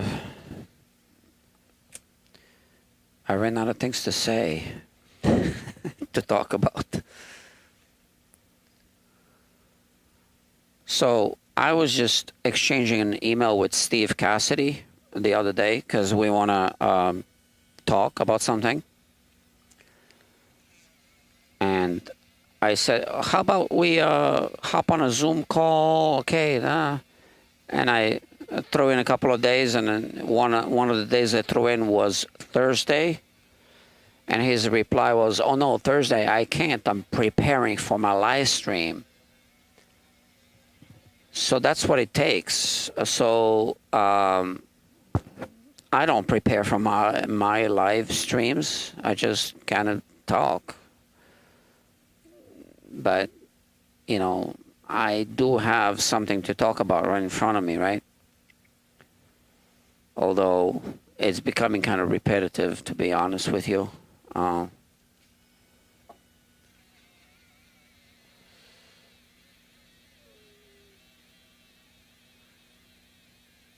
But yeah, so he was saying I can't get on a Zoom call on Thursdays because I need to prepare for my live streams.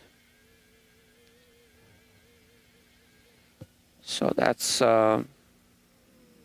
interesting, yeah, information, right?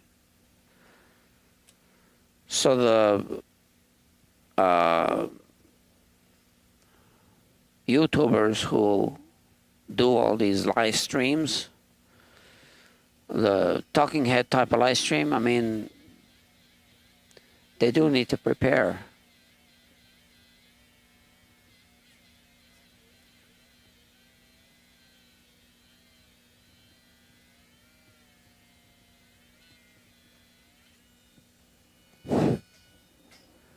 Again, I'm dozing off.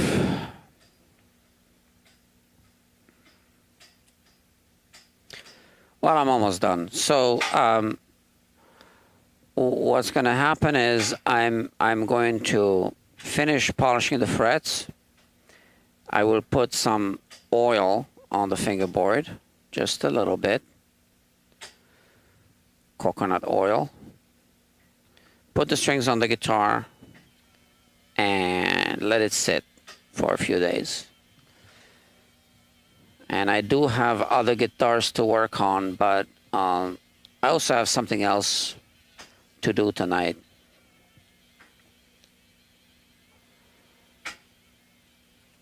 Something I haven't been postponing, I haven't been able to resolve it, but you know.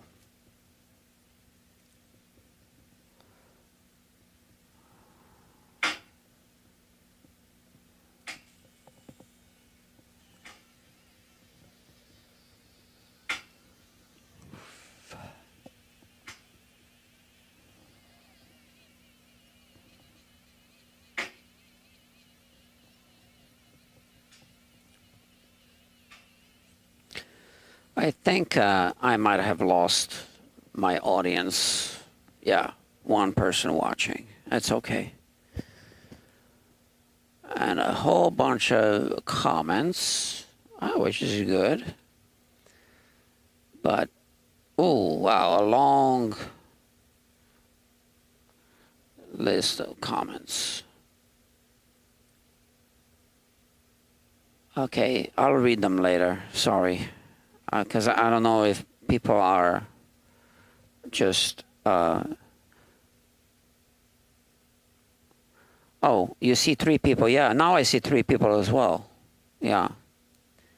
But it went down to 1. I don't know if these stats are accurate or not. Probably not.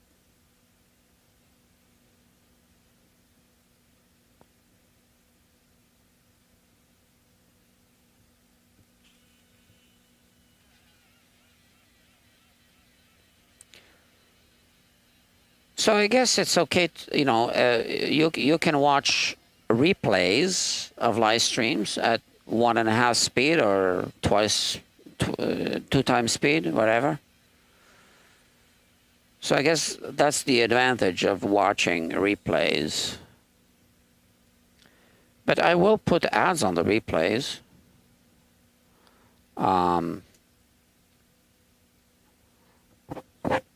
When the channel gets monetized, which right now it's at 200 subscribers, I think.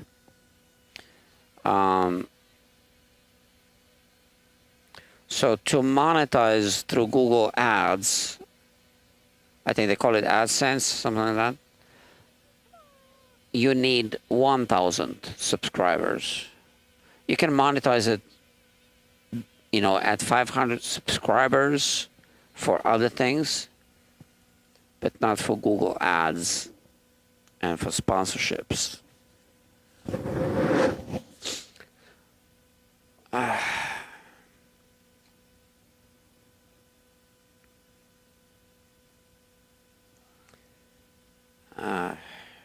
Maybe I should reach out to Barton if they want to sponsor my content.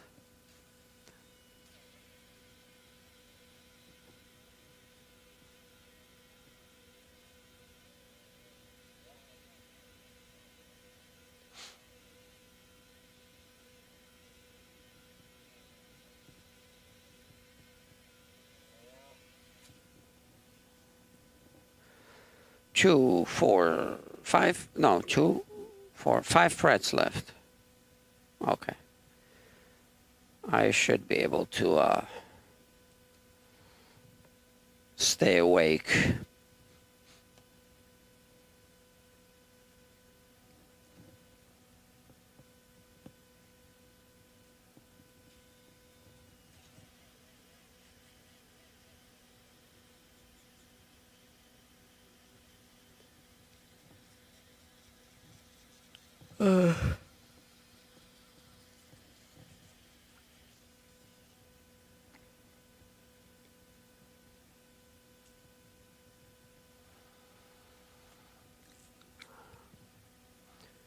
I had fish for breakfast this morning, late breakfast.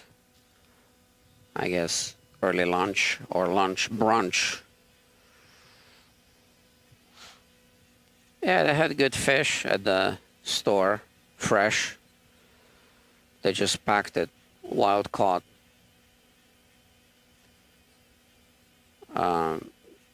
So I bought it last night. And I had some for dinner, and then I had some for breakfast, brunch, lunch.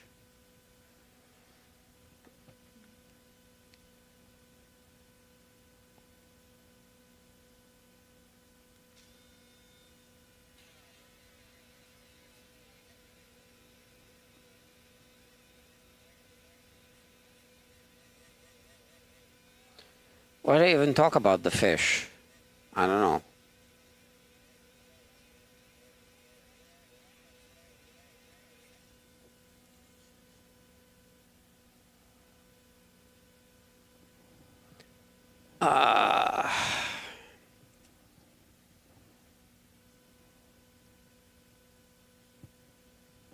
So 2 frets left right here.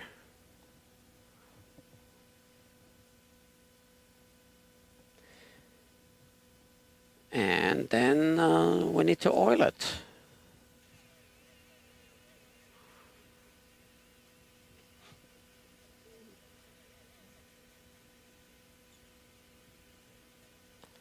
The oil I like to use is coconut oil. You should try it.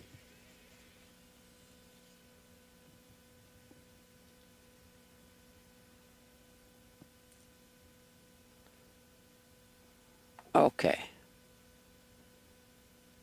Last one.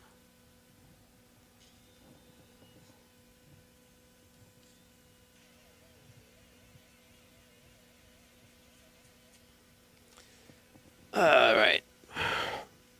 So another 10 minutes maybe. 2-hour live stream so far.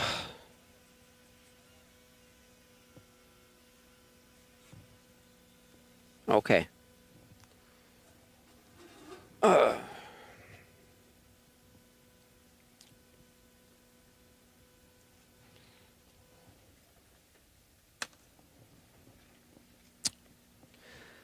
Let me put this away. One person watching. Okay.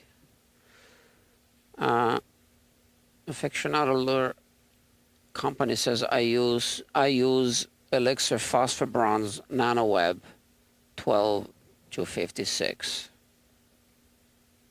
Oh, what kind of fish? What was it called? I don't know. I'm not good with fish names. So Elixir. Yeah. So they're good strings, but pay attention to the inside packaging. Do I have some Elixirs here? I think I have an open pack.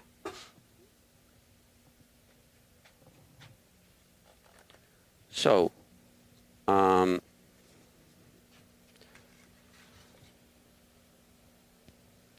me show you something.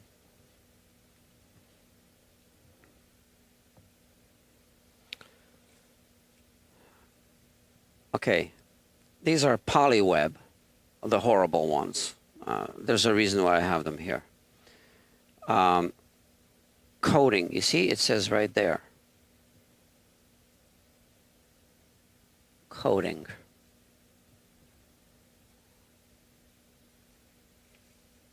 Coating. Coating. Okay, these are for electric guitar. Now, these three are coated. How about these three?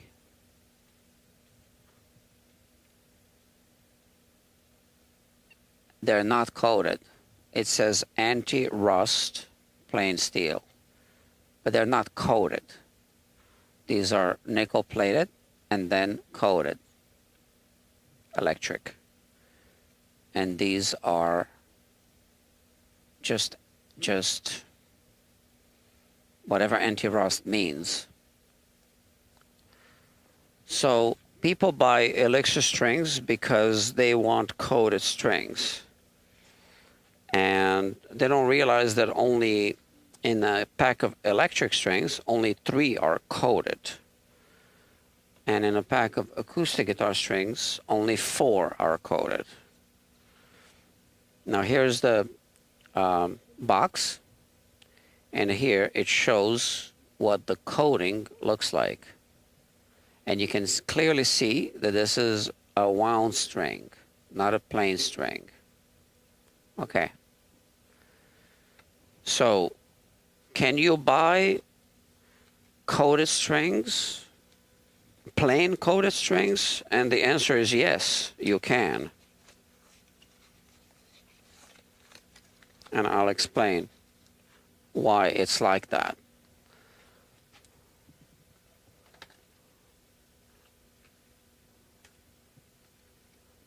So these are the Dario strings. XS and TX, XT. XS and XT. XT are coated with a liquid coating that is coated right after they pull the wire. So they're coated.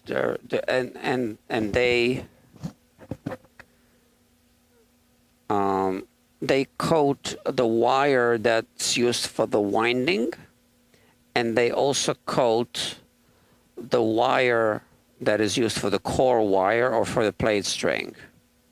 Now, XS strings are coated with a wrapper, but only the wound strings are coated with the wrapper. And the plain strings in this pack are, I believe, the same as the plain strings in this pack. I believe they're coated. So the only plain coated strings, to my knowledge, are the Dario XS and the Dario XT. Now, why can't they do that with Elixir strings? Well, because Elixir isn't a string manufacturer. So they buy the strings ready-made for them, ready-made, right? Not ready-made, but they buy strings in bulk from a string manufacturer. I don't want to tell you wrong. I have my suspicion who the manufacturer is, but I'm not going to say it because I'm not sure, to be honest with you. And then they put the coating on themselves. So the only coating they can put on the strings is the wrapper coating, which they have the technology, they have the machines to do that. But they can't put the liquid coating on the plain strings because that's done right after the wire is pulled. Okay, so I don't know what they mean by that anti-rust protection. I believe it's some kind of electroplating. I'm not sure. Which is good, I think. But if you want coated strings, just so you know, right? And it says that on the little internal packs, right? On the packaging, internal packaging. But it's kind of sneaky, right? Because they don't say this on the package. They don't really make it glaringly obvious.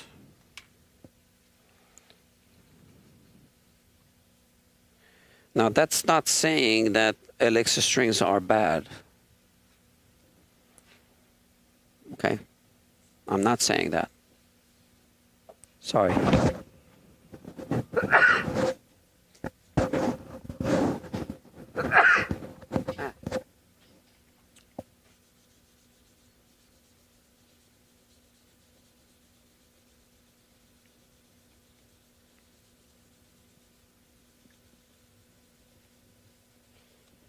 So, some string manufacturers, some smaller companies, they buy the wire in spools and then they make strings. But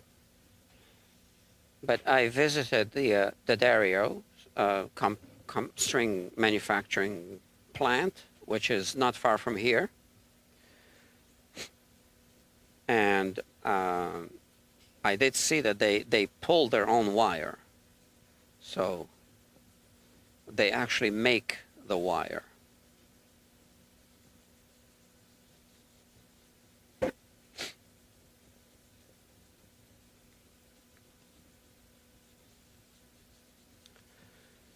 Okay.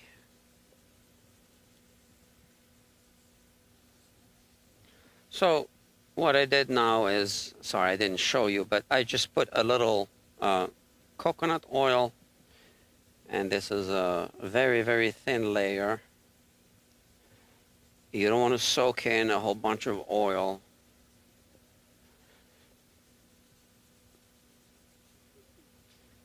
But yeah, it's just like a small amount, yeah. And now I can remove this and this. We can proceed. This looks kind of cool, right?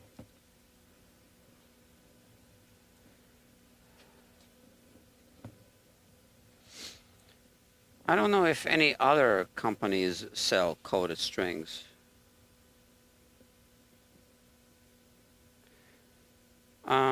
Anyway, I sell the Dario strings. It's very easy for me. Plus, I really like their strings. they make really high quality strings.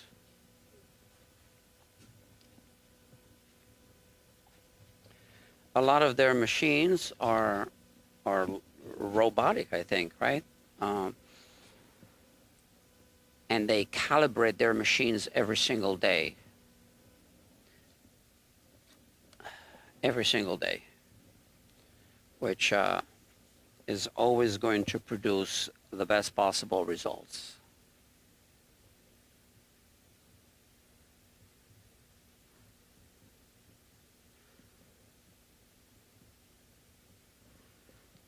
Now, the other company that I'm interested in, string company, is String Joy. They do use the old style machines, but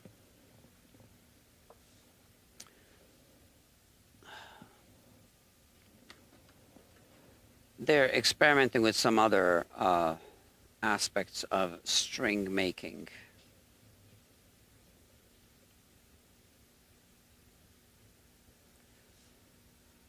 So I can show you the frets.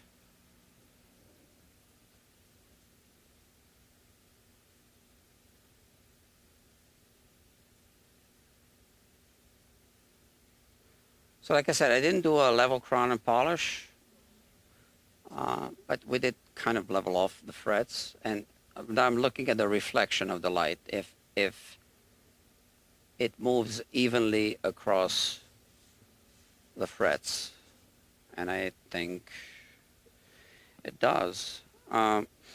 So with this type of bridge, I cannot remove the pins in order to then adjust the saddle height when I do a setup. Let me explain this. So with a regular bridge, well, regular, this is also regular, but the more common one is with the 6 pins. And I have a bridge here like that, right? Well, I have a few. Okay. So here. With this type of bridge, you can string the guitar and tune it to pitch, measure the string height after you check the relief, the nut, okay? And then decide how much to raise or lower the saddle.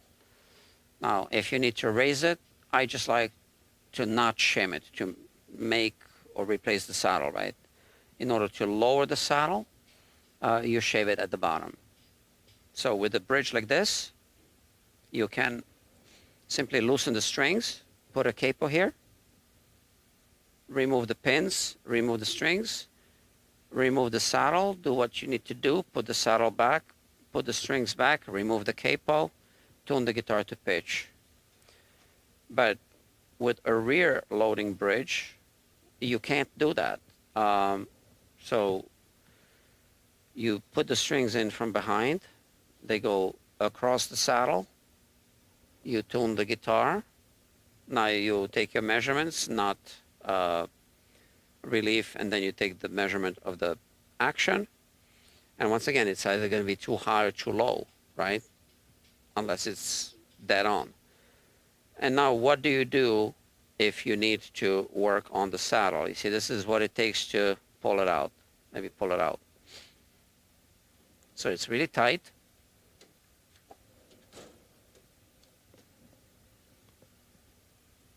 I need to do this. It's really tight. Okay. Now, in some cases, you might be able to loosen the strings and they don't come out of here, right? And just kind of wiggle the saddle up and pull it out, do what you need to do, and then put it under the strings and wiggle it back in. But you see, this saddle is really tight. So I can show you this. See, I'm lifting the entire guitar, right? So, so that's not going to work with this guitar. In fact, I don't need to remove the saddle now. So I'm going to use a set of sacrificial strings, just a cheaper set of strings, not the coated strings. Put the strings on, tune the guitar, let it sit for a few days, then then work on the nut, take my measurements, whatever, and then cut the strings off completely. Work on the saddle, and then put the final strings on. So this is going to be a set of sacrificial strings. Now, they're not bad strings, they're excellent strings, but they're just cheaper, right? So that's what I'm going to put on right now.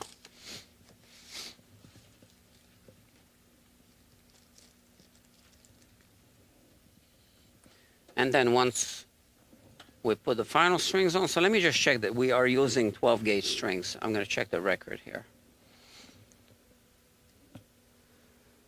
So the gauge is going to be the same as the strings we are going to put on at the end.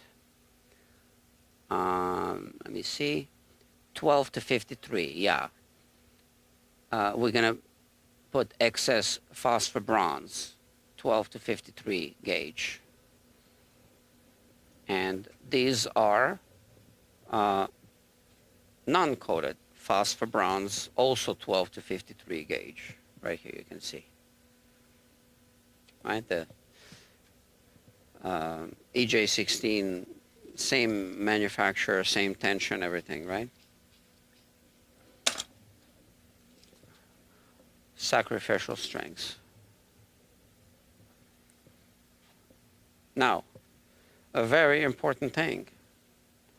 The coating on the strings is, a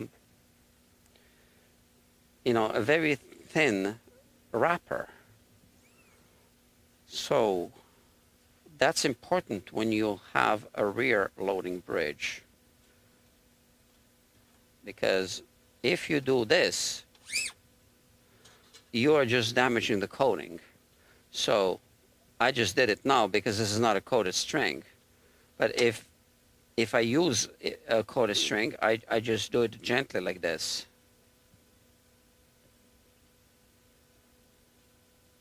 Because the whole point is we want to preserve the coating, right? Now, like I said, it doesn't matter with these strings because they're not coated. I'm just using these as sacrificial strings.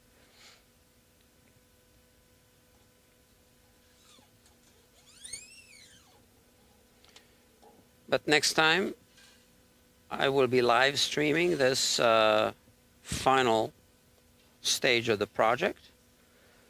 I am in fact going to be putting on the excess strings, and you will see that I will put them on slowly and carefully because it's a rear loading bridge.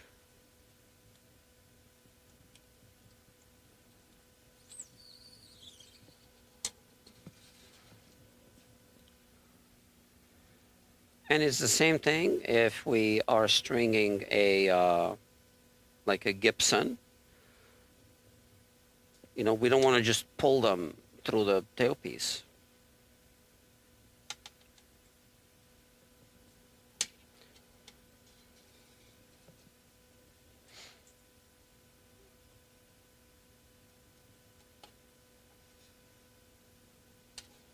So I had to, in order to get them through and pointing up, I was bending the strings a little bit, and that's really annoying now. So I'm just going to cut this off.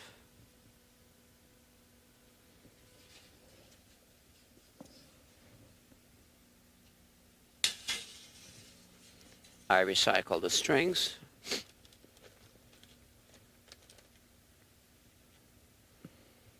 Okay. And I'm going to use this because it's a bit taller. And I need my winder, where I put it.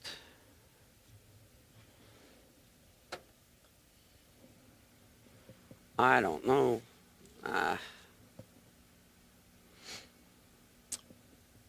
It was here. Oh, here it is. I got too much clutter here. Oh, I have an audience again. Why do they make a rear loading bridge? I believe that, okay, so there's advantages and disadvantages. If you think about this,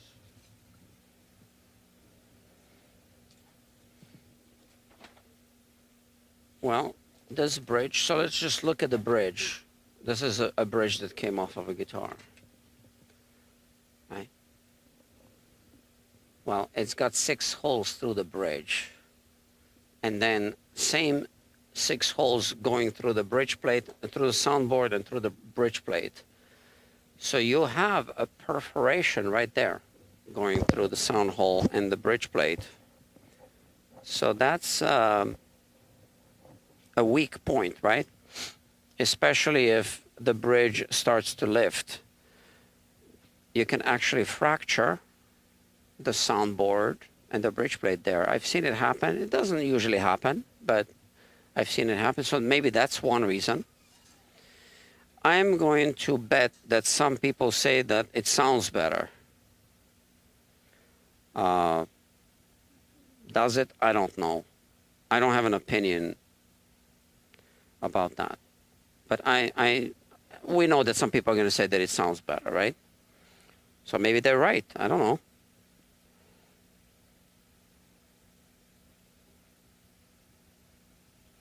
Maybe some people like the way it looks. I don't know. It's just a style like this. A lot of Ovation guitars have that. Breedlove.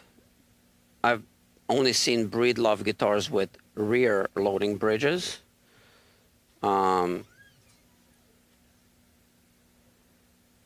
I think some Martin guitars have that. I'm really not a Martin expert, but I believe some do, yeah. What am I looking for? My winder. And you know what? Let's use the electric winder. Where'd I put it?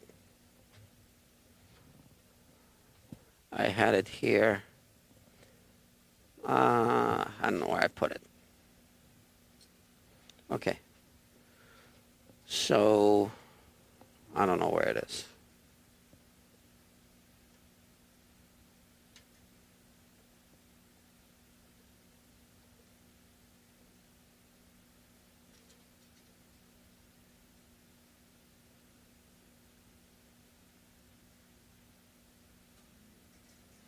So the other thing is that with a rear loading bridge, you really need a really good glue joint, right? Because nothing is holding the bridge to the soundboard through the soundboard, right? It's just the glue. And maybe that's one reason why some people prefer. So look, once the setup is done, you're just restringing. That's fine, right? It's just the setup takes longer, and you need to usually cut the strings. Sometimes you can just loosen up the strings like this and pull that saddle. But like I said, like I showed you on this guitar, this is very difficult to remove. So I'm going to have to just cut the strings off.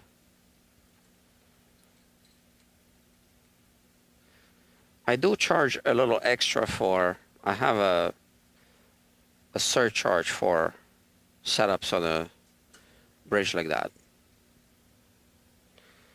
because it takes longer. Like I also have a surcharge for a setup on a bolt-on neck, like a Strat, that has, or like a P bass that has the truss rod adjustment here. You need to remove the neck, adjust, put the neck back, restring it. So that takes longer.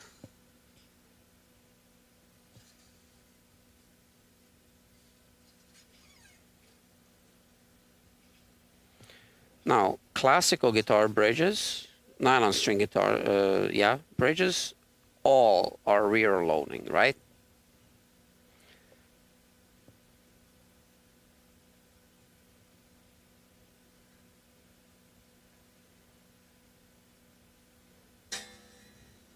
But, you know, you also have half the tension, right? Which is why it's really important for a steel string guitar with a rear loading bridge to be built properly. So I think that maybe some people, when they see this, they trust that the bridge glue-up job was done right, which is really often not the case on top-loading bridges. And I know that for a fact. And once again, I'm going to say, even on the Martin guitars, I've seen just a little wiggle of what looked like super glue, and then it comes off and you see a little smear. I have a video about that I'm still editing. Let me see if I can find any bridges that have that. I got a whole bunch of bridges here, but I also got bridges at home. So I am planning on making a video about why do bridges fall off.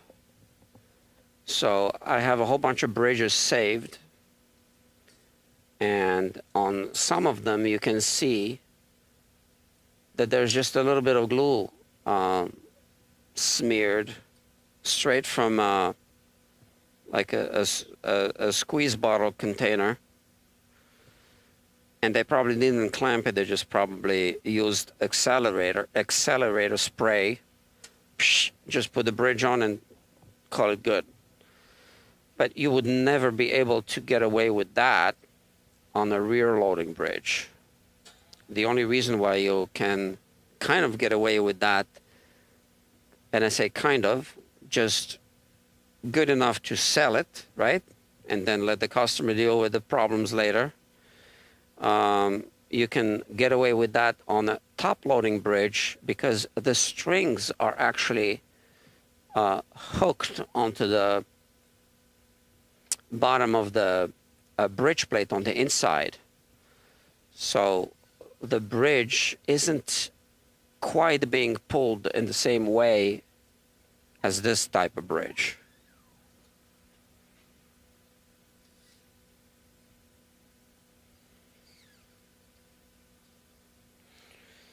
So the only reason why I'm not a fan of these is because I need to work on guitars that it takes me longer, that's all.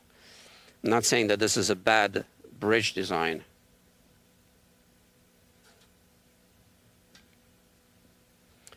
Restringing takes longer, etc.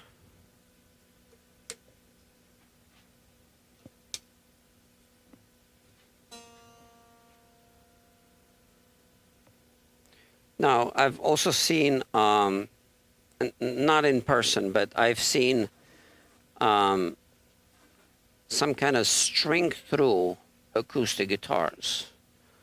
You put the strings through the back, and somehow they wrap around the bridge and around the saddle.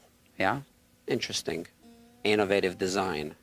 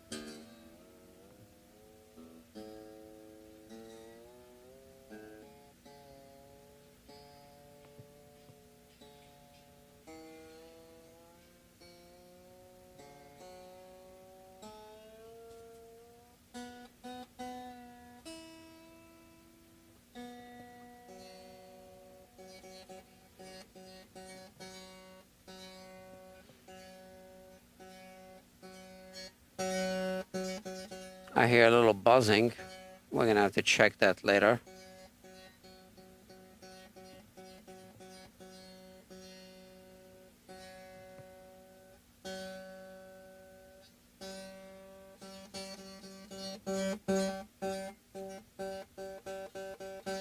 So I don't know how much you hear through this mic.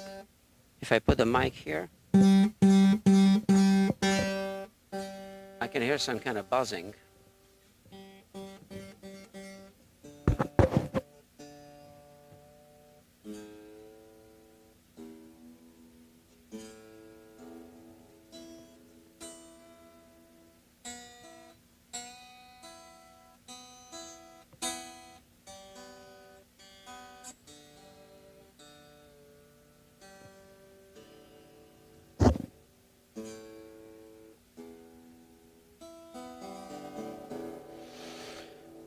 Yeah, I don't know what that buzzing is all about. I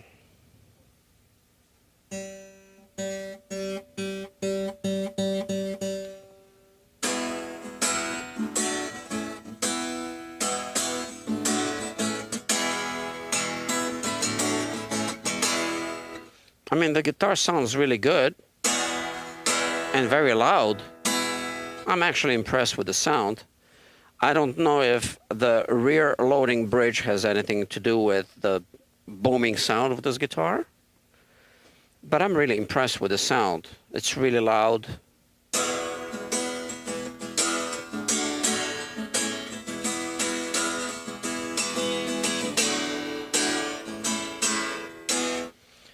Okay. Let's, I'm just gonna check the relief, but I expect that it will also settle.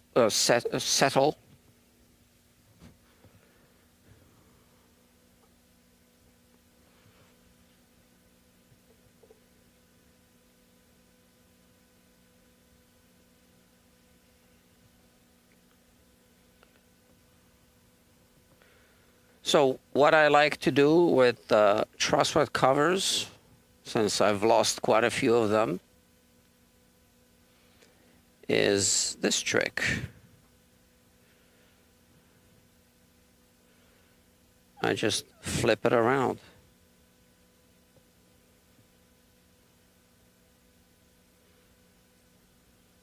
So some Lowden guitars, oh, I'm not showing you. Yeah, I flip it around like this. Okay, so this way, even if I forget to put it back, at least I don't lose anything. Some Lowden guitars have the adjustment of the truss rod through the sound hole, and it requires a special wrench that goes around the brace, and yeah, the one that StewMac sells doesn't do the trick. It's really complicated. So that's that.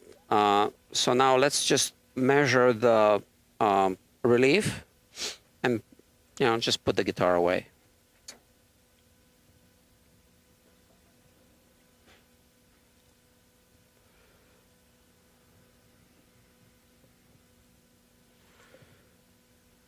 Okay, let's see. The bass side, 8th fret, that's 8 1/1000s. 11 does not go through. 8 1/1000s was going through very, it was tight. Now, that was 11, this is 8, not going through. This is 6, not going through. 5, not going through. 4, not going through. 3, going through. So it's got a differential relief, a little more than what we want to see. I don't think that's going to be a problem. But, I am kind of curious about that G string buzzing.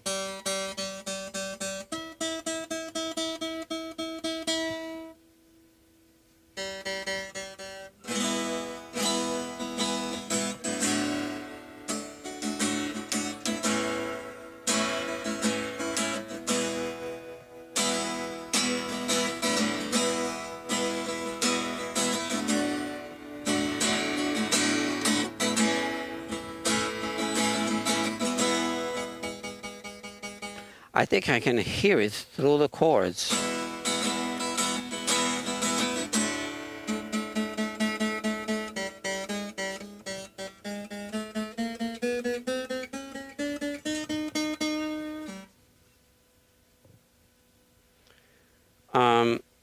At this point, I would want to change the string and see if it's the string, maybe, because it is a wound string. Maybe the winding is loose, being defective string somehow. But it doesn't only...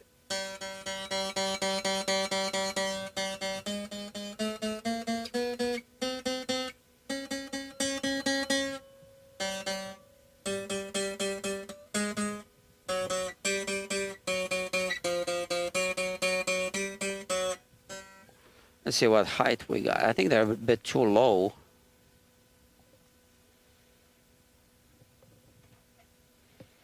So the strings are too low. So like I said, we need to let it sit for, I don't know, 2 or 3 days. Let it, settle. We'll have a proper soundboard deflection. Then we'll measure the string height.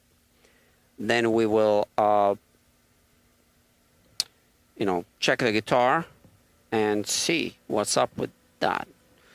Now, the truss rod here is adjustable with, I already checked. I think it's a 4mm wrench. Let me check again.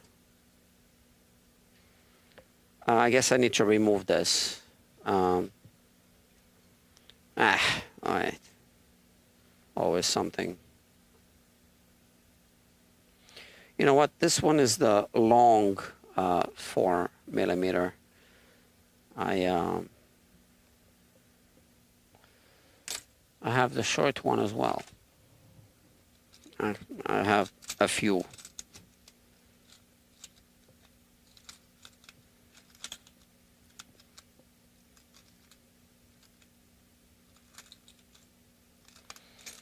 I even had to cut one for another purpose. Look at that. So this one was cut for something, but it's too short for this. Okay, I just wanted to show you. Yeah. And I have these. This is a really good set of Allen keys. So here you have metric and imperial. So the 4mm is here, and that's regular length. It's not short, it's not a long one. Yeah. So let me release the truss rod a bit. So we put a little more relief on this side, on the entire neck, obviously. And now let me check if it's buzzing. So you put more relief, the action does go up, although it's not an action adjustment.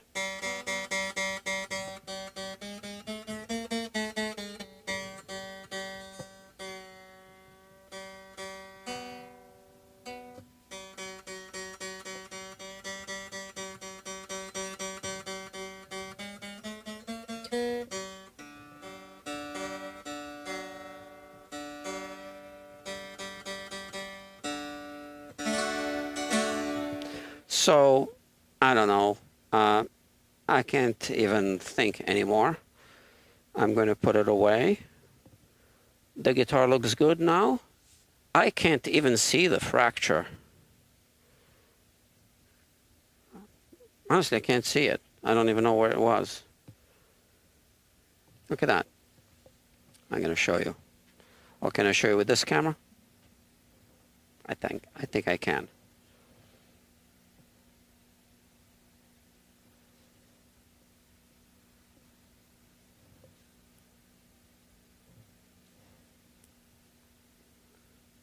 I guess you can kind of see it here.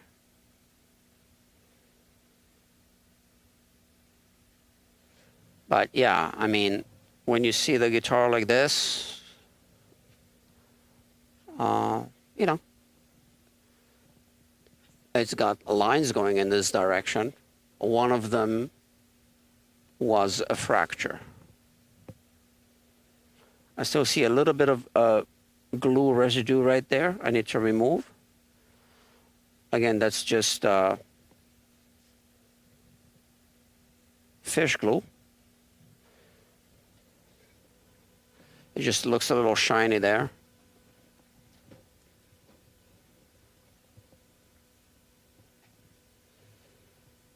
I just noticed.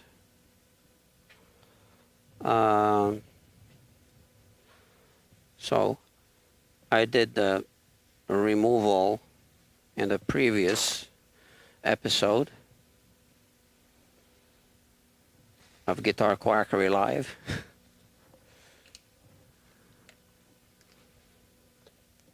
So I didn't drink from this bottle.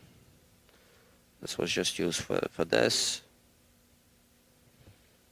And yeah, it's clean water. Although my hands are not clean, I didn't touch this. There, this is coming off now.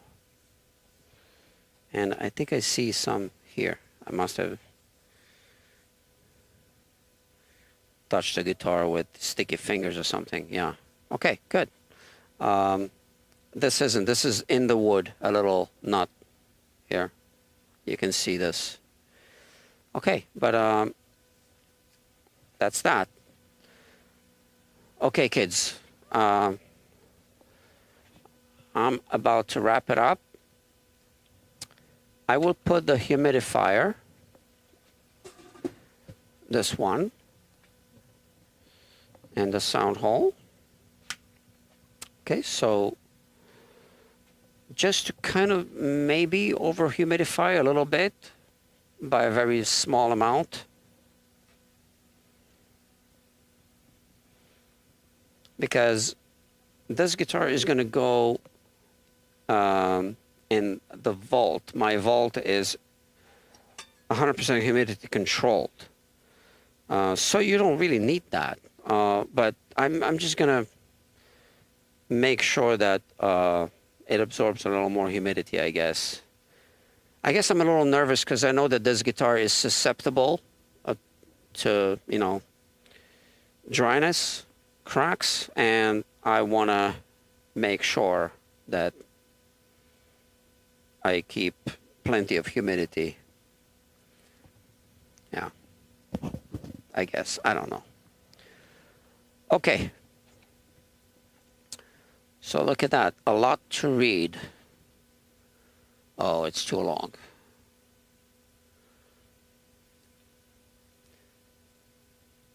I use 2 drops of oil. So you're referring to there are at least 2 of us. Okay, yeah. Use elixir. Coconut oil. I was going to ask you what kind of oil you put on your fretboard. So I'm glad you mentioned it was coconut oil. Yes. Aficionado said that. And you're still here? I have never seen pinless bridges, a bridge on a Martin. Maybe not. Let me see. There's a Martin reference book here. I think they did use them at some point.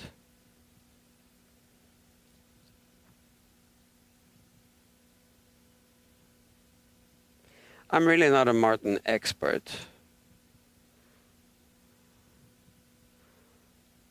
Or any expert. I mean, I know a lot, but, you know, I think expert is something else.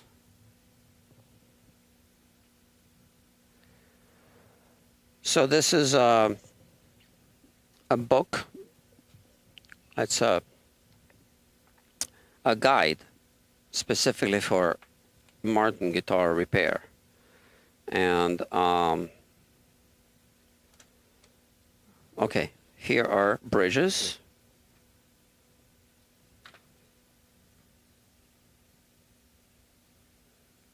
you might be right. I don't know. I thought there were some old models like that.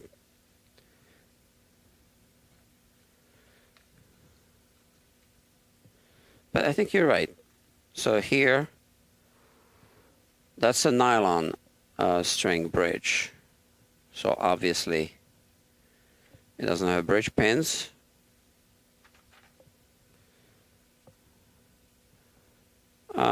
I guess we can Google it, right? But I think you're right.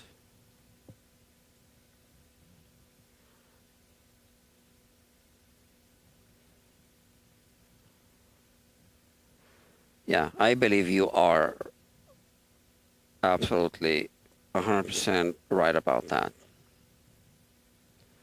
Ah.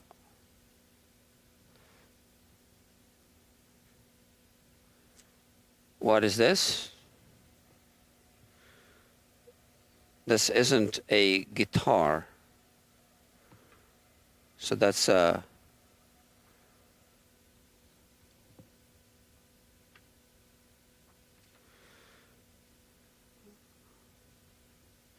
So this doesn't count.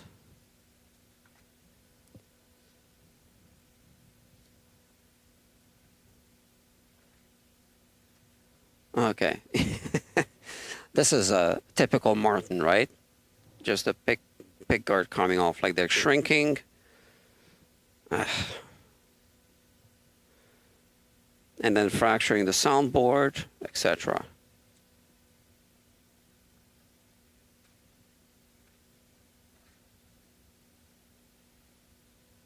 And you know, it wasn't until 1986 or something that, you know, they finally put truss rods in the guitars, adjustable truss rods. So I guess they were saying, we're going to do it our way. We don't need no truss rods. Okay, so I believe you're right. Okay.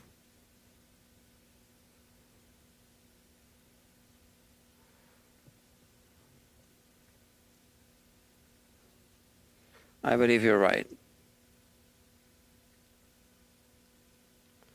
Okay, we're not going to waste time on this. The guitar is going to go back in the vault. I'm going to put it in the case. Do you want to see me do it?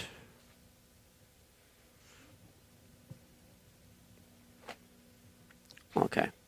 So it's got the humidity packs inside. And now I don't know if I should put a humidity pack between the strings as well. I could. So the one that goes between the strings. So now I'm just going to put the humidifier, let's say between the E and the A, and the humidity pack on the other side, like that. So technically, this would not over-humidify the guitar now because the humidity pack is there, right?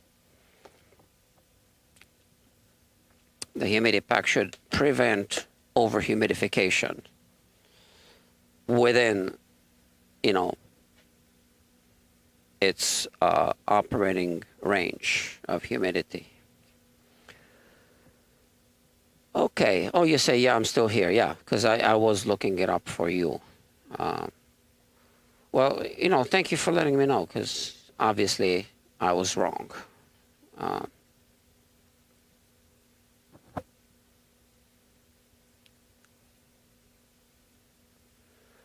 Do through bridges still have a bridge plate inside? Yes. Yes. And now let's talk about, so now do all guitars have a bridge plate? I don't know. But, you know, why don't we look at this guitar next time with or why don't we look at it now? on the inside with the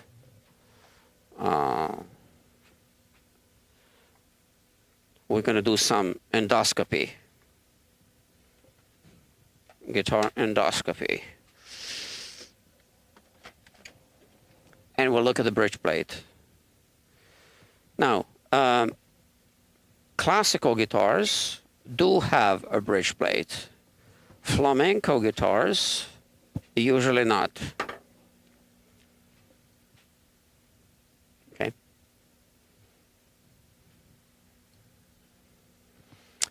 And I've seen classical guitars without the bridge plate, one or two, but they were not made by any known makers. They were like you know, luthier made guitars. Okay, so this is what I did with the humidipack. And like I said, it's a good practice when the air is dry. So you humidify your guitar, right? And then you put the humidifier inside the case. So the velvet or whatever's inside is not going to dry up. So you don't leave the case open. You keep the case closed with a humidifier inside. You play your guitar, and then you put it all back. And we're going to do some internal inspection, because now I want to know if it's got a bridge plate. I think it does.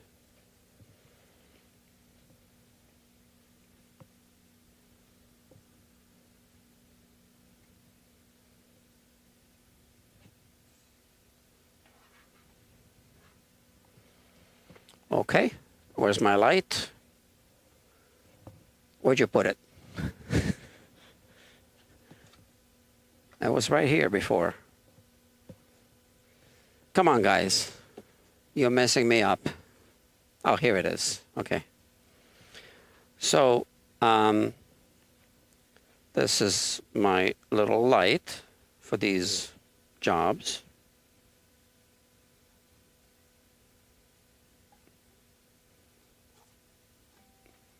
Okay.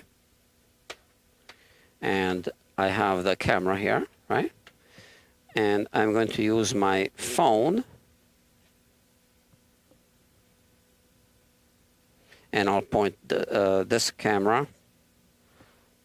So, all right, so you see what I'm doing from here.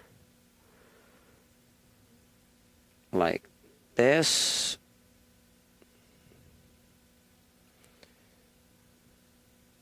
Okay. Do you trust this software? Yeah, it's from, you know, an unknown company.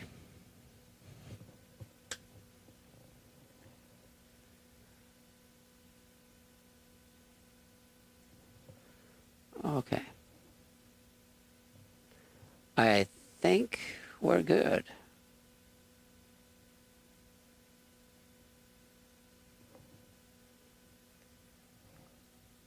Bear with me.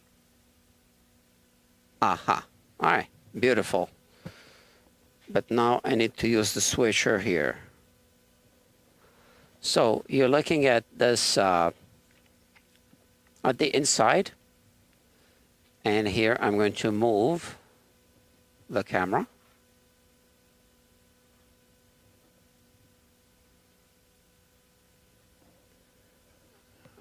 Please. And here it is. Let me rotate it. So that's the bridge plate. So what is it screwed in? What is this?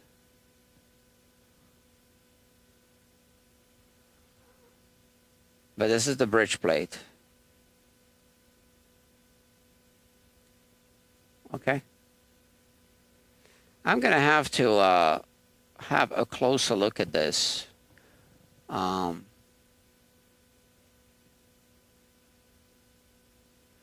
you know what? I forgot to put the damn transducer.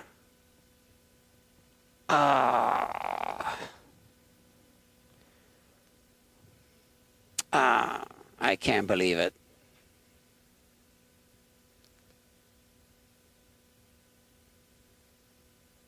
See this? This should go under the saddle.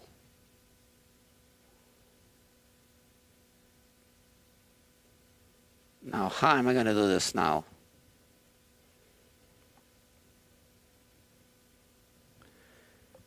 Well, I'm not going to do it tonight. Okay, no problem. I am going to... I can't believe I forgot to put this back in. And I was looking at it before. All right. You know what I did, right? There's the under saddle pickup that's now missing. And we were talking about this bridge and this saddle and all. Oh, okay. Okay, next time. I can still just let the guitar sit for 3 days and then we'll deal with it. Okay. Well, I made a mistake. All right. So hopefully you learned from my mistake.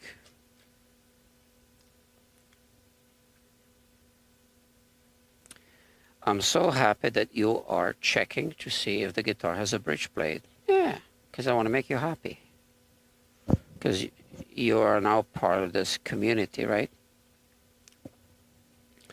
But yeah, thank you, and you're welcome. So, the action is low when we put the under saddle pickup back in its place. The action will go up higher. But what's also going to raise the action, just like I said, is the fact that the guitar will just sit there for like 3 days, okay? It settles in, that's it. That's probably why the strings were buzzing, because the transducer was not reinstalled. Well, the action isn't that low. And the buzzing, well, we'll see.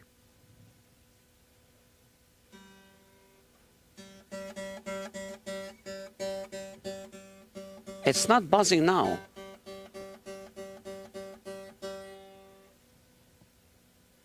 It's not buzzing now.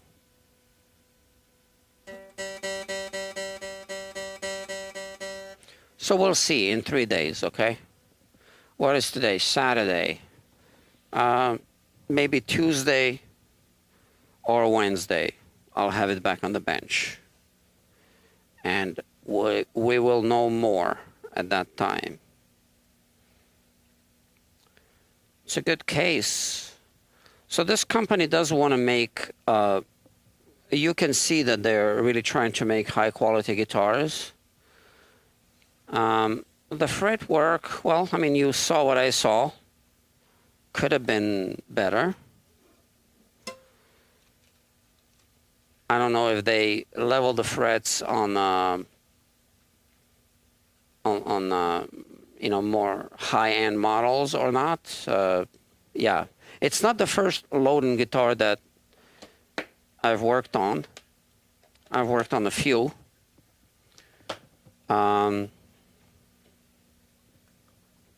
The other ones all had that weird truss rod adjustment. So when this customer brought in the Lowden, I'm like, oh, I'm going to have to deal with that again. And then I noticed there was a truss rod cover on the headstock. So then I was hoping it wasn't a fake one, like you see on some acoustic guitars. And as you can see, it wasn't. It's not a fake one. Okay, kids. Thank you very much for keeping me company. There's been a 3 hour and 6 minutes long live stream. Okay. I'm gonna go. Like I said, I was planning to do something tonight. Maybe it's too late now. 10:45. What does that model retail for? We can look it up, I guess. It is a, I think it's a limited edition. Subtract 79 of 200. Ed Sheeran. Let's see.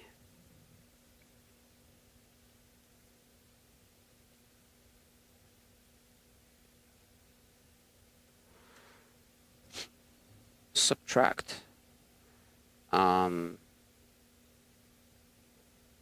Shopping.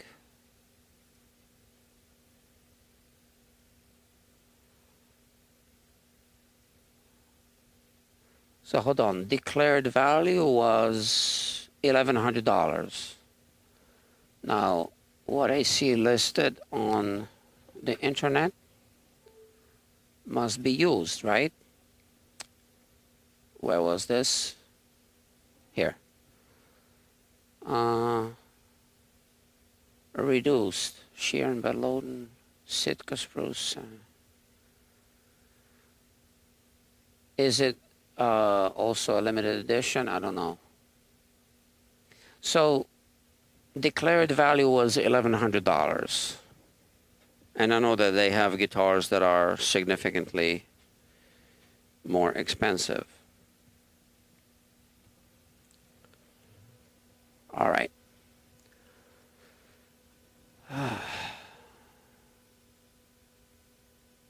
$1 million, yeah. Okay. I need to check the news. I'm really worried about all these aviation accidents lately. Why is it happening so frequently now? Yeah, what's happening? But thank you again for being here. And I'm sorry, I'm really tired, so I'm going to have to go, okay? I'll see you later. Thank you for your comments. Bye.